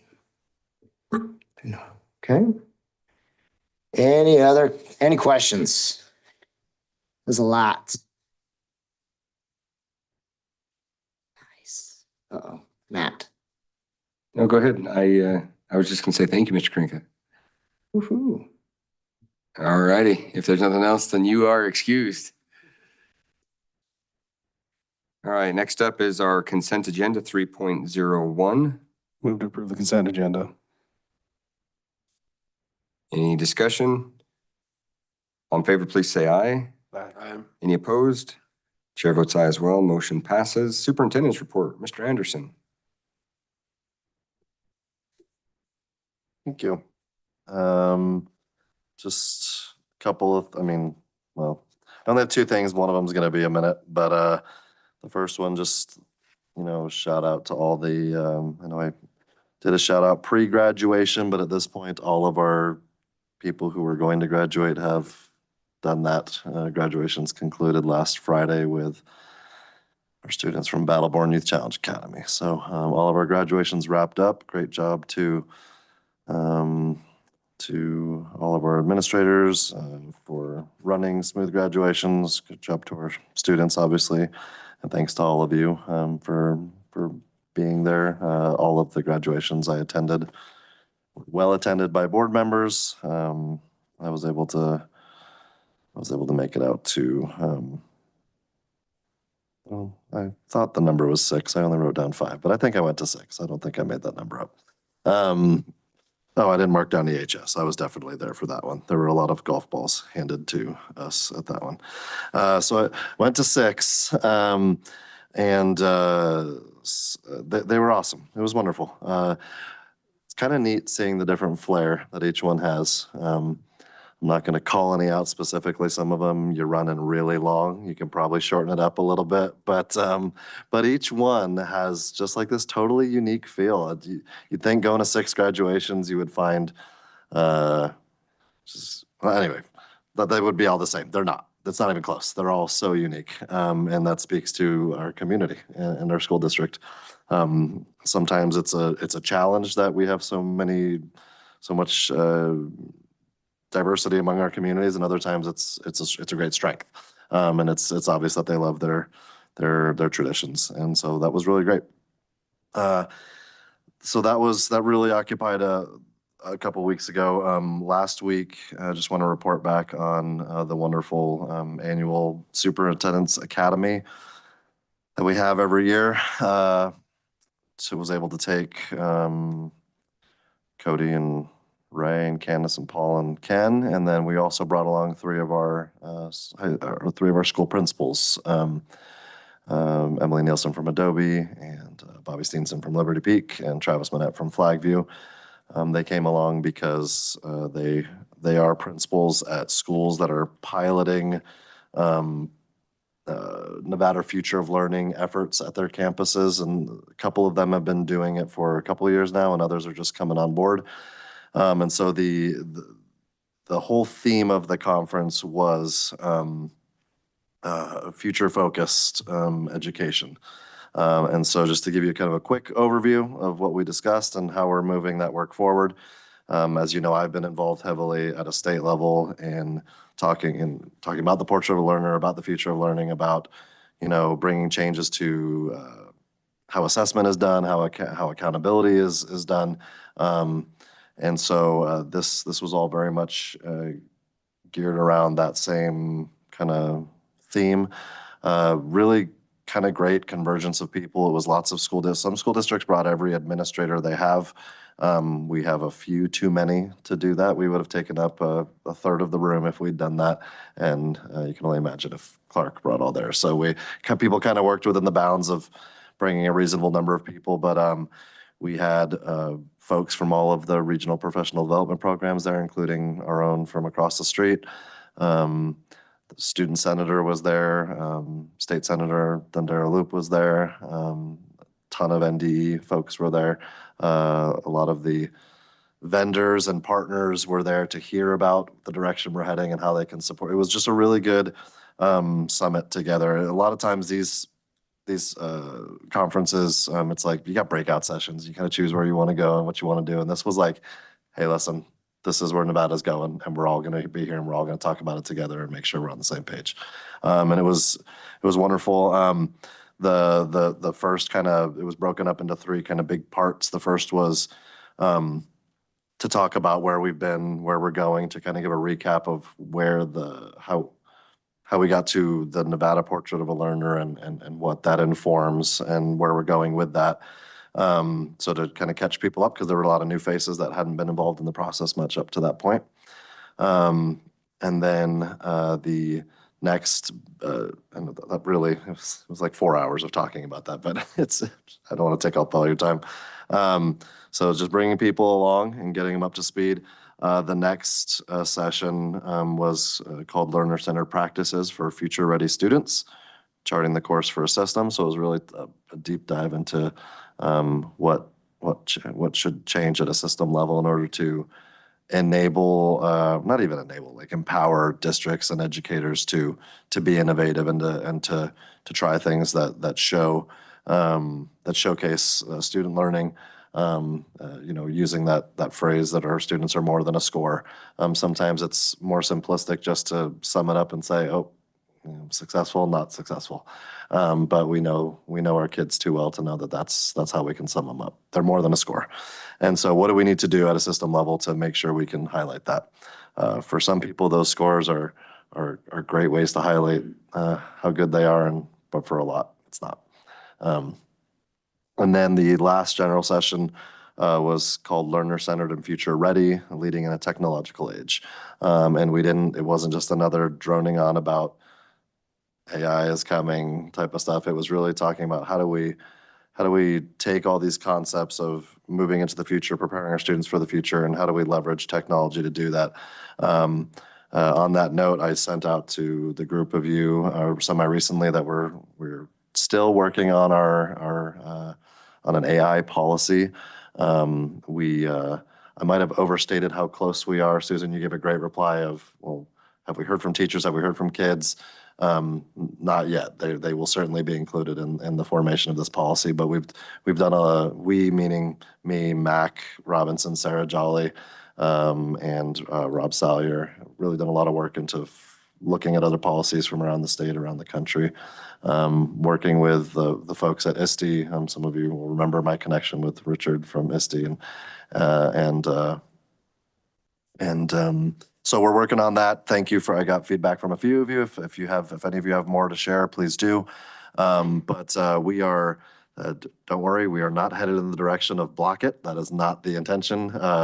I wouldn't be involved on one hand of saying we need our kids to be future ready and to show what they can do, and on the other hand say, but handcuff them. We're not doing that. But we do need to do it responsibly, ethically, and also protecting our students. So we're looking at the lens of technology and preparing our students for future careers that we don't even know about yet. And so we need to make sure we're proactive about it, taking a good approach with it right now, I think. So if you have more to contribute, please do. We'll continue to kind of work on that, hone that, all integrate some of your thoughts, and we'll definitely hear from our kids about what they would hope for, and from our teachers about both what they would hope for and what worries they have, and see how we can help address those. So it was great. And we got to be together the whole time and talk about it in our context of our school district. And this work will continue forward at the end of July. The same group of people, along with teams of teachers from all those schools that I mentioned, also adding Southside. We will be in Ely for a couple of days to continue this direction. Our district is jumping on as, a small capacity as a pilot of how to make kind of small incremental changes. So you might start hearing from me about, hey, here's a policy that maybe we don't realize it, but it is getting in the way of our teachers being able to be innovative and prepare our students, because of this type of element of our grading policy or this element of how we allow materials and instruction and curriculum. And so we're trying to look at it at a whole system analysis. What are we potentially doing that's hamstringing people from being able to do the good job that we know they can do and give our kids the learning experiences they need. So we're going to continue to move in that direction. It's going to be slow. Most of these changes are, but we're trying to do our due diligence and make sure we're doing a good job there. So that's a good little summary of our conference. If you want to know more, I've got like ton of materials. There's a Google Drive that's not a secret to anybody. So I'd be happy to share our toolkits that we had there, and so you can kind of dive into it. And I knew Susan would, so I'll make sure to send you those links. I'll just send with the whole group, and feel free to dive in. It's a lot. I'm just warning you right now. It's a lot. But any one of these wonderful folks over there and I will be able to kind of share our perspectives on it, and so yeah, I think that's it for me. Thank you, sir. Comments or questions for Mr. Anderson? I was just gonna say about regarding AI, that I did attend a couple of those sessions with the NEA when we were in New Orleans, and have that. I can't remember if I gave you a copy or if you're using that at all, but I still have that with some of the proposed stuff that they had, if that would be helpful.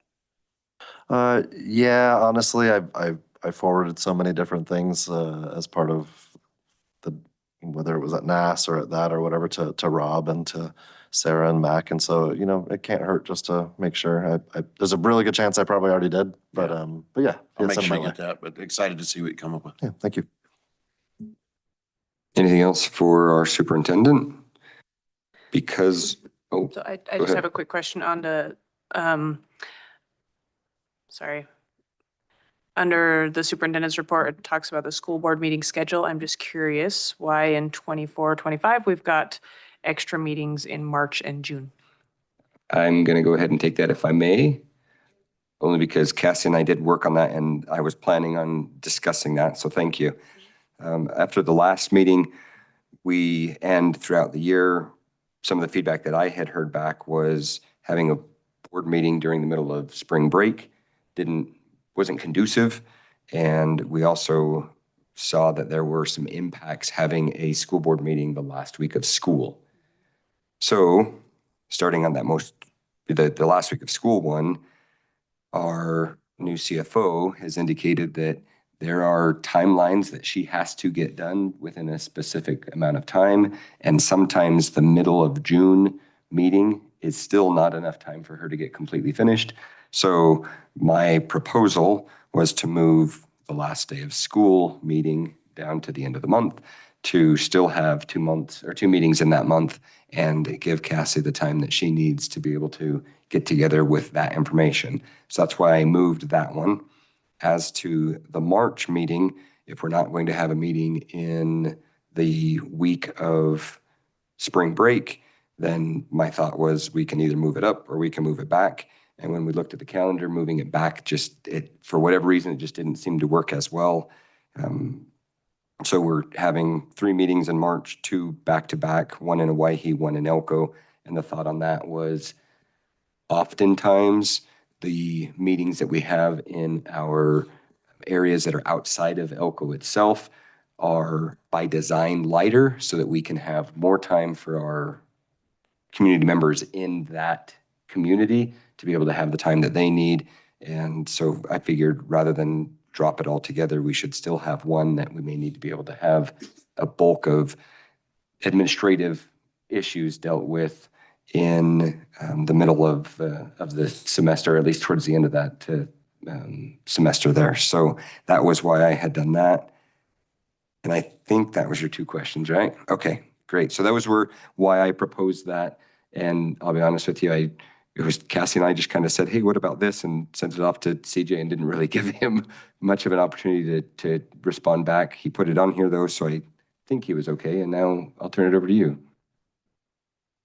Yeah, I think that's fine. In essence, it's not actually more meetings. We just shifted some around. And I do also like that March 25th one. If we had to move the beginning of April to somewhere, oftentimes, if you remember at the end of March, that's like, it's usually when buyouts are happening. There's a lot of other things occurring in March. And so there are times when it's nice to have an extra one there at the end of March. So I think it fits nicely. And we considered other areas that, like, we had issues with this year, but didn't, like the first one in January this year was a problem, but it's not a problem for the next January, just the way the dates worked out. So yeah, we looked through them all, and yeah, I think it's fine. Could we get rid of those meetings altogether? Potentially, but I think those are both at times of year when a lot of things are happening, and especially, as he mentioned, for that June 24th one with budget augments and that sort of thing. It'll be nice to have that June 24th meeting, I think. And Jeff, I apologize. I wanted to address this when I was talking and I failed to do so. You had indicated Election Day is a rough day to have a meeting, and you're right. Cass and I looked at the calendar of how do we arrange that. There could have been a potential to move it up. And then we were looking at potentially running into the Nevada Day, sequence of events and so forth. Moving it back just didn't seem to make any sense. And the fact that it was in Wells, I wanted to, I kind of left it there. Like anyone, well, I shouldn't say like anyone.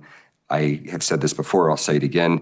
I take the day following Election Day off because I am up all night watching results and playing on spreadsheets and doing such. So it is a very important day for me as well, but I just didn't see a good day to move that to on that one.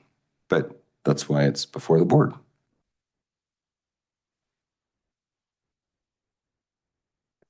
I just thought it was important to note that it was a little bit different than we have had in the past. And so anyone that's like, oh, it's always this, the first and third, now everyone can, come back to this meeting and say, oh, there are a few changes. So I think they're good changes. Thank you. And that was part of that as well, as we looked at if we just changed those months to the 2nd and 4th, could we do that? Yes, we could go back to kind of what we had before. That would then still run into conflict with some other entities that have those meetings. And that was the reason we moved away from those. So just wanted to throw that out as well, as just seemed weird to have, it's the 1st and 3rd for every month except for these 2 months. And so thank you. And I think it's not an action item, but if the board has any other feedback, I think now would be a good time so that our folks in the district know what to expect, and in the county know what to expect for meetings. I personally think it looks great, and thank you for working it out. Yeah, thanks for the feedback from last meeting too. I'll vote in the morning. All righty. Okay, then we are moving on to 5.01 items from the board, from board members. Who wants to go first? Thanks to everybody that hosted us for graduations. I myself made it to 3, and it was fun to see the stark differences between the number of students, the way that it's run, all of it, and they were all just so much fun. So thanks for that, and that's all I have. I just want to say, yeah, same thing. The only one I was able to make just for scheduling purposes was EHS, but I had a blast. It's a total blessing being part of that. That was really fun this year. I don't know, a couple of you guys were, 3 of you guys, we had quite a few folks there. So, but that was fun. I'll make some of the other ones next year if I can, but I have someone graduating too. So Yeah, it's a blast. Thank you so much for letting us be a part of that. So, yeah, I think that's all. That's all I got. Any other board comments?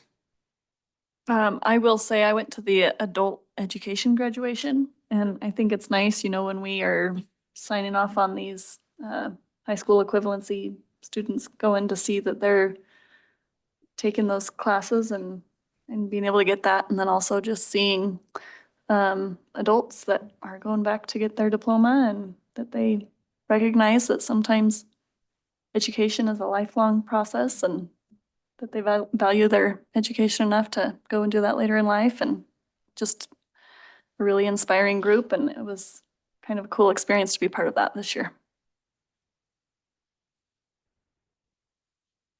All righty, I'm going to throw just a few things out there. Again, echoing, we appreciate the schools that hosted us. It was enjoyable.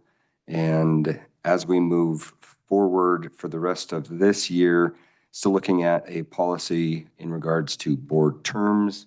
And I'm hoping that that may come up at the next meeting, just to let everybody know. And sometimes when something happens to you, you recognize, or you start seeing it happening more and more. You start paying more attention to it, and it's a trick of the mind. Oftentimes, it's been there the whole time. You just never thought about it, and you didn't pay attention to it because it wasn't at the front of your mind. And so one of the things that's come up over the past, I'd say 6 weeks, 2 months or so, is cellular phones and mobile devices in educational opportunities or in educational environments. I have had a ton of exposure, whether it's directly talking with students, staff, parents, or outside agencies as well. Just things that pop up on feeds or whatever in regards to mobile devices in classrooms. So I'll work with CJ and see what we have on strengthening additional policy, but perhaps even a new policy or a more robust policy to be introduced back to the board. So I'd like to see that happen within the next 3 or 4 months. If we can make it before the beginning of the school year, great, but I don't want to necessarily rush it. So if anyone from the board has input, or specifically from the public has input, board members, please reach out to Cassie or CJ. Members of the public, the board is always here for you, so you can reach out to any of us as well. But just to give an idea of kind of what I'm looking at for additional policies moving forward. With that, we'll move into 5.02. This is the NASB Awards nominations discussion. Jeff, thank you again for bringing this to our attention, and I appreciate the patience. While we missed the first meeting, we've been able to have this on the next couple of meetings. At our most recent meeting, I had asked if these could be, if we could get the names kind of put together, anybody that had nominations, put them back out so that we could go from there.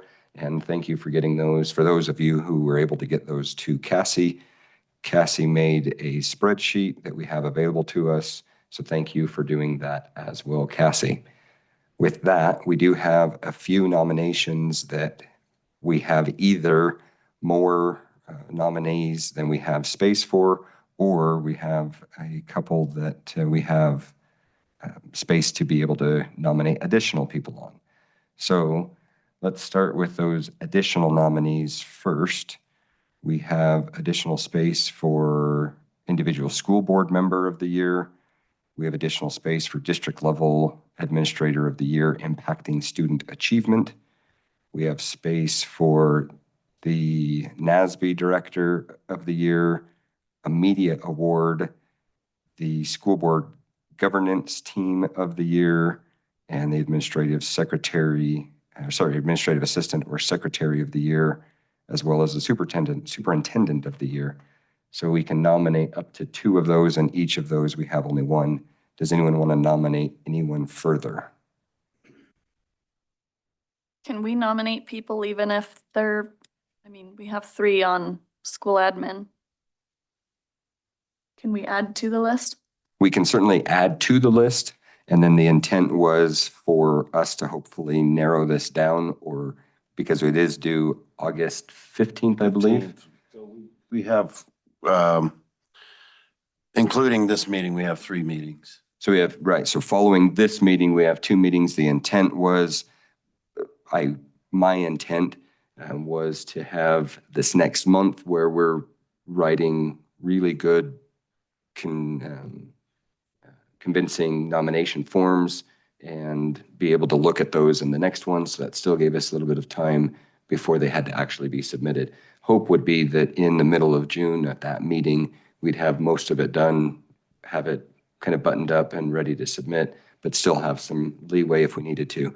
So we certainly can add more. Tonight, I was hoping that we could say, yep, these are the folks that we want. Let's start figuring out how we're going to write these compelling. Kind of assign the. Yep.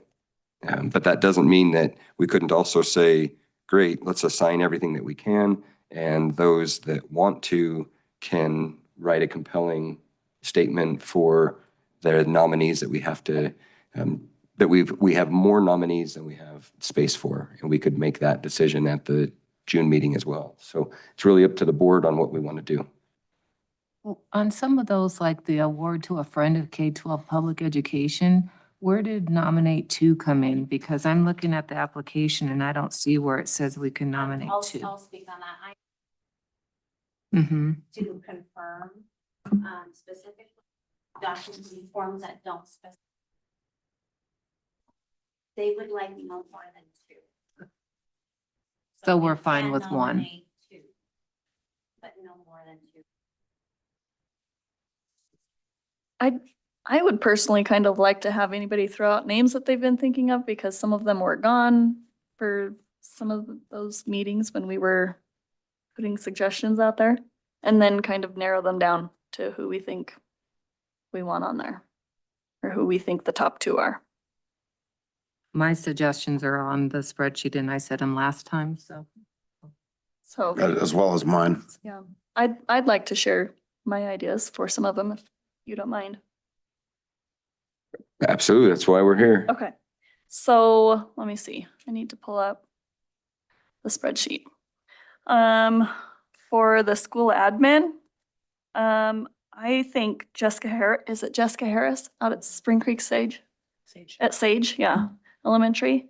And I just thought when we went to visit her school with Superintendent Joan Ebert, I just was really impressed with her personality, like the atmosphere in the school, the ladies at the office. Like, I just really feel like she has just created a really amazing atmosphere in that school, and the fun things that she does, like was it the Dust Devil or whatever, the dust storm to increase attendance, and the little presentation she had the students come in and give. Yeah, I just, anyways, was really impressed with her. So I would put her down for school admin. B, and you're gonna have to remind me her name. Who was the teacher from Wells that was like involved in everything that just was here last? It's Amy Hunziker. Yes, I would love to nominate her. I just think she was involved in just about everything that is available for kids in Wells, and you can tell she just goes above and beyond to make everything amazing and actually function and work in Wells. And for those people that are in those smaller schools like that wear multiple hats, I don't know. I was just really impressed with her, and I've heard amazing things about her also.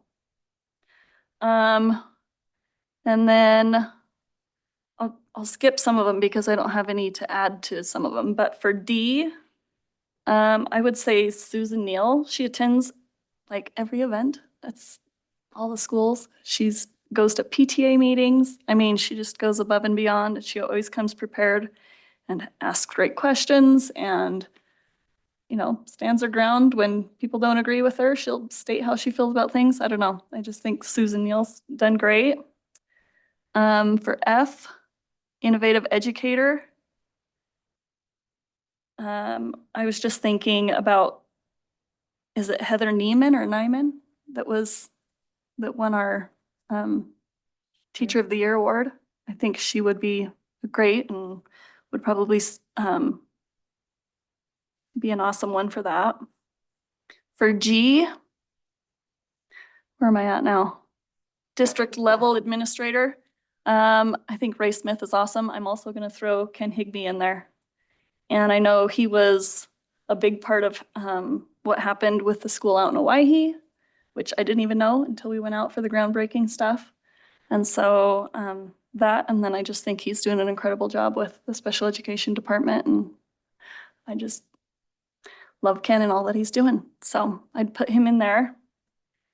And then for friend of K-12 public education, I would like to nominate the Chuck Peterson family.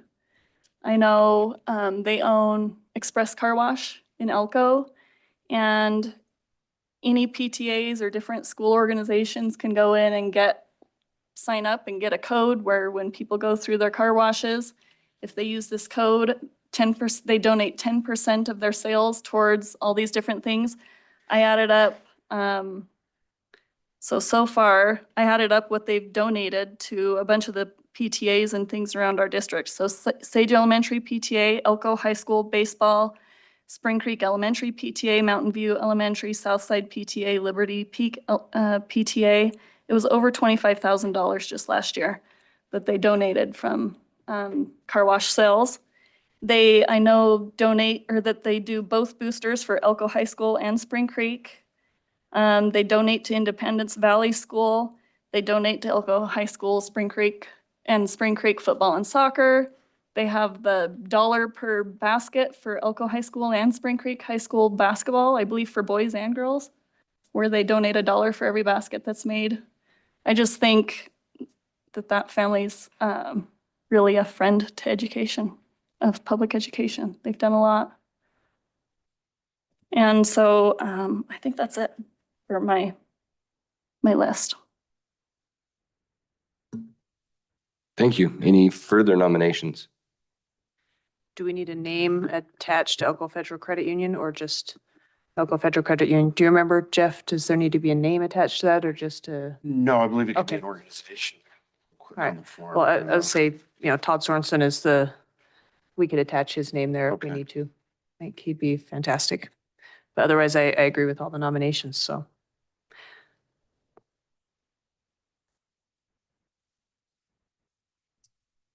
Thank you. Quick perusal, but I'll leave Jeff to that as well. It doesn't appear that there needs to be a name. It says to describe the individual's or organization's qualifications. So I think we might be okay with that, but perhaps attention, Mr. Sorensen, et cetera. So, okay. All right. So how would the board like to proceed? We can approve the slate of those in which we have no more than the number allowed. We can take the time now to go through and reduce the number of nominees in those categories which we have too many. How would we like to? Well, there's 4 categories that have multiple or more than what we need. Let's assign the ones that we know today, and then next meeting, finalize those. That'll give us all some time to look into those names that may have just come up right now. Okay. I'd also suggest that those who are nominating perhaps send, we've heard some of it already when they've been presented, but perhaps send a few sentences over to Cassie so Cassie can get them back out to the board to say, this is why Ruben Duran has been recommended, or whatever it may be, for example, under the NASB school district employee making a difference award. Okay. Yeah, that's a great idea. All righty then. So anybody object to Jeff's suggestion?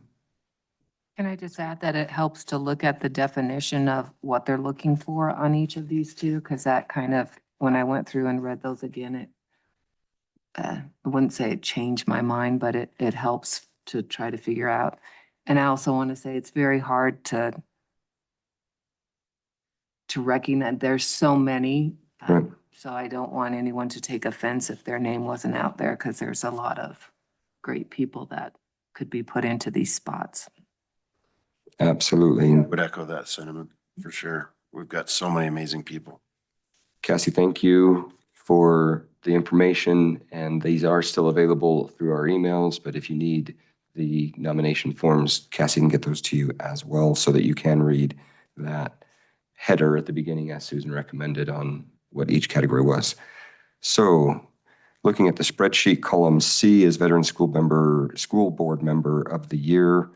And who would like to write something up on Ms. Teresa Dastrup? I can. Okay. All righty, we have two first new school board members of the year, Brooke and Susan, who would like to write up for them. I'll write the Brooke one if you, that was my nomination. Okay. I'll take Susan. And Brooke, if you want to take Susan, I was yeah. gonna say, we can just stay with Brooke. That was the first nomination. Oh, Susan. Doesn't that one doesn't say. That's right, we Oh, it don't have doesn't more than nominate two. two. Oh, Yeah. Whoever Okay, is in their first term of service falls under okay, people. cool. I don't object to either of you. I just wanted to make sure we, I think let's Don't stay submit more with than we Brooke can. so that we have, so we're not, let's just do one. just wanted to Susan spotlight on doesn't her. want you to nominate her. I mean, we could say, let's really stuff the ballot box and have 6 of us nominated, since 6 of us could technically be in there. And I don't know that there are many other districts that would be able to nominate quite that many. I think, Susan, I appreciate your modesty and humility. Unless you are absolutely dead set against it, I think it's a good idea to go ahead and have Brooke write something up for you, if you don't mind. And I think we can do that. All right, the next one, column E, we've got space for one more. Happy to have somebody else do another nominee. Otherwise, who would like to write the, who would like to write a nomination for me? That's so weird. I can do it. That's right. I would love to write about you. Thanks, Susan. Now that I'm a bit red in the face, let's move on to Just the, a quick note, if you wanted to, like if we just wanted to keep one in the new and move Susan over to the other one individual Yeah. school board, like you could, because we need a second one over there. perfect. Then that's, Another, Shift Yep. columns, keep the assignment the same. yeah. okay. Let's do that. And to be clear, I expressed this before, Susan, I think everybody's deserving there. The reason that I've nominated Brooke was specifically because she didn't serve the appointment part. And so, It's okay. you no, don't no, but have I'm to. just saying that's why it was It's that all way. good. Was because she got elected and has just served that. And I wasn't clear on whether we're Appointments technically in counted our as a first term. term or not, whether it counts or not. So Okay. Column that G. solves that right there. There you go. Yep. We've gotten that resolved and we're good to go. Column G, Mr. Smith and Dr. Higbee, who would like to take which? I'll do Ken Higbee. Okay. I'll take Mr. Smith if nobody else is jumping on board there. All righty. Next up, we have the NASB director. Who would like to write about Jeff? Did we skip H? We did because there were 2 and we have 3. And so I had anticipated that we would narrow that down at the next one.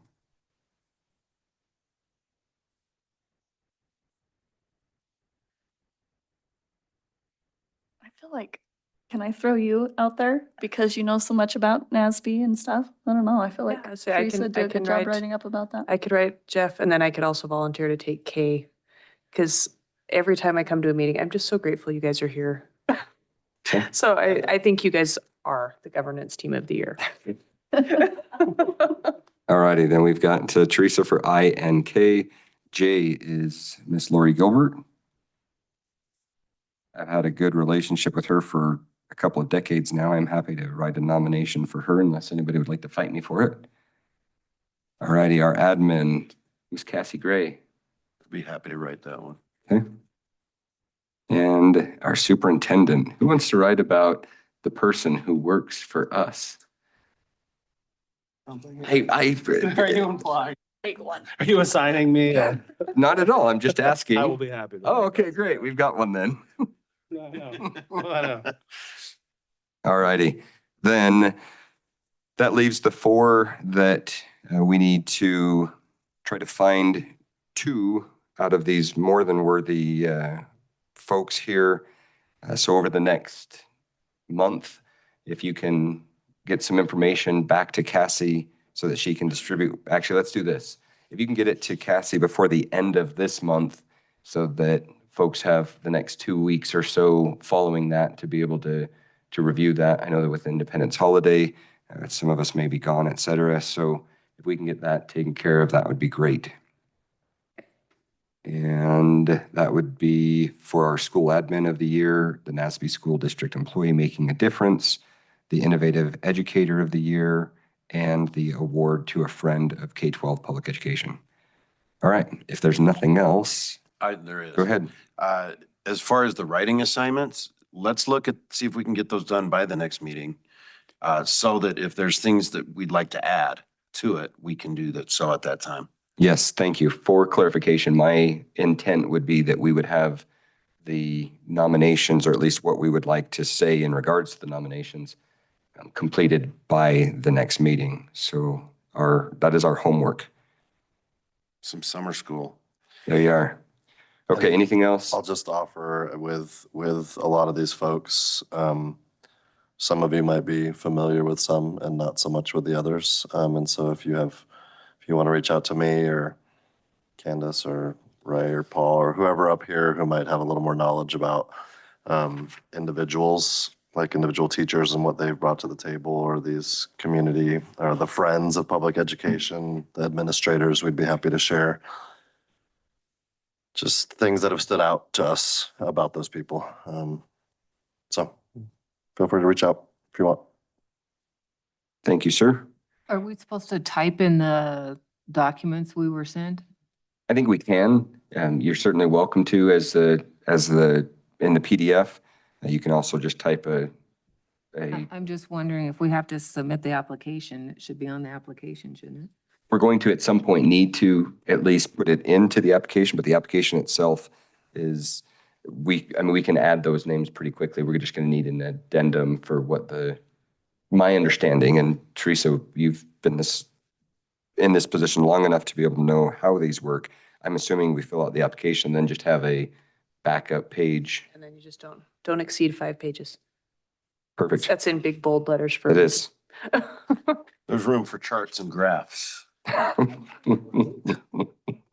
Great. Make a suggestion Yeah. sometime to put this in a Google form or something to do, like make it electronic in the future. Just a thought. It may well be. I'll check back to this email and It'd be a lot it might be easier a to type fillable it in. PDF already. Yeah. If not, I can get it. I'll reach out to Rick. But I would think that the last meeting, we can prepare and sign these. Sounds good. Or those that are already done look good. Yeah. We can Yep. sign at that one, at that meeting to move on with that. Okay. Perfect. If there's nothing else on 5.02 or any other board matters, we can move to 6.01. This is approval of the accounts payable. Move to approve the accounts payable. Second. All right, any disclosures, comments, or questions? I'll go this time, I'll get it right. I have to disclose that I have a relative that works for Wells Rural Electric, and I will not be abstaining from voting. And I have the same disclosure, and I will also not be abstaining. Terrific. Any other disclosures? All right, all in favor of the motion on the table to accept the accounts payable, please say aye. Any opposed? All right, chair votes aye as well. Motion passes. 7.01 is our final opportunity for input from the public. Is there anyone that would like to make any final public comments? Mr. Hoffman is standing. We do get to hear that voice. So does he. Lee Hoffman. I really just wanted to thank the board for taking my comments into consideration. I really appreciate your consideration of that. And I would suggest that NASB may want to consider a category of biggest pain in the rear end public commenter of the year. But, you know,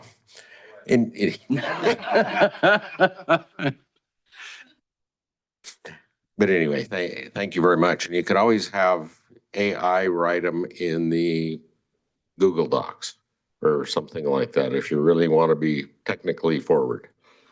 Thank you. Perfect. Thank you, sir. Any other public comment? All right. Then at this time, we will stand in adjournment. As a reminder, we are not meeting again for another few months or few weeks. Let's try that again. And so as such, our Good next morning, meeting Mr. will be the President. 16th of July. And we need all board members to stay behind to sign documents, please. Thank you all very much. Enjoy the summer and we'll see you in a month.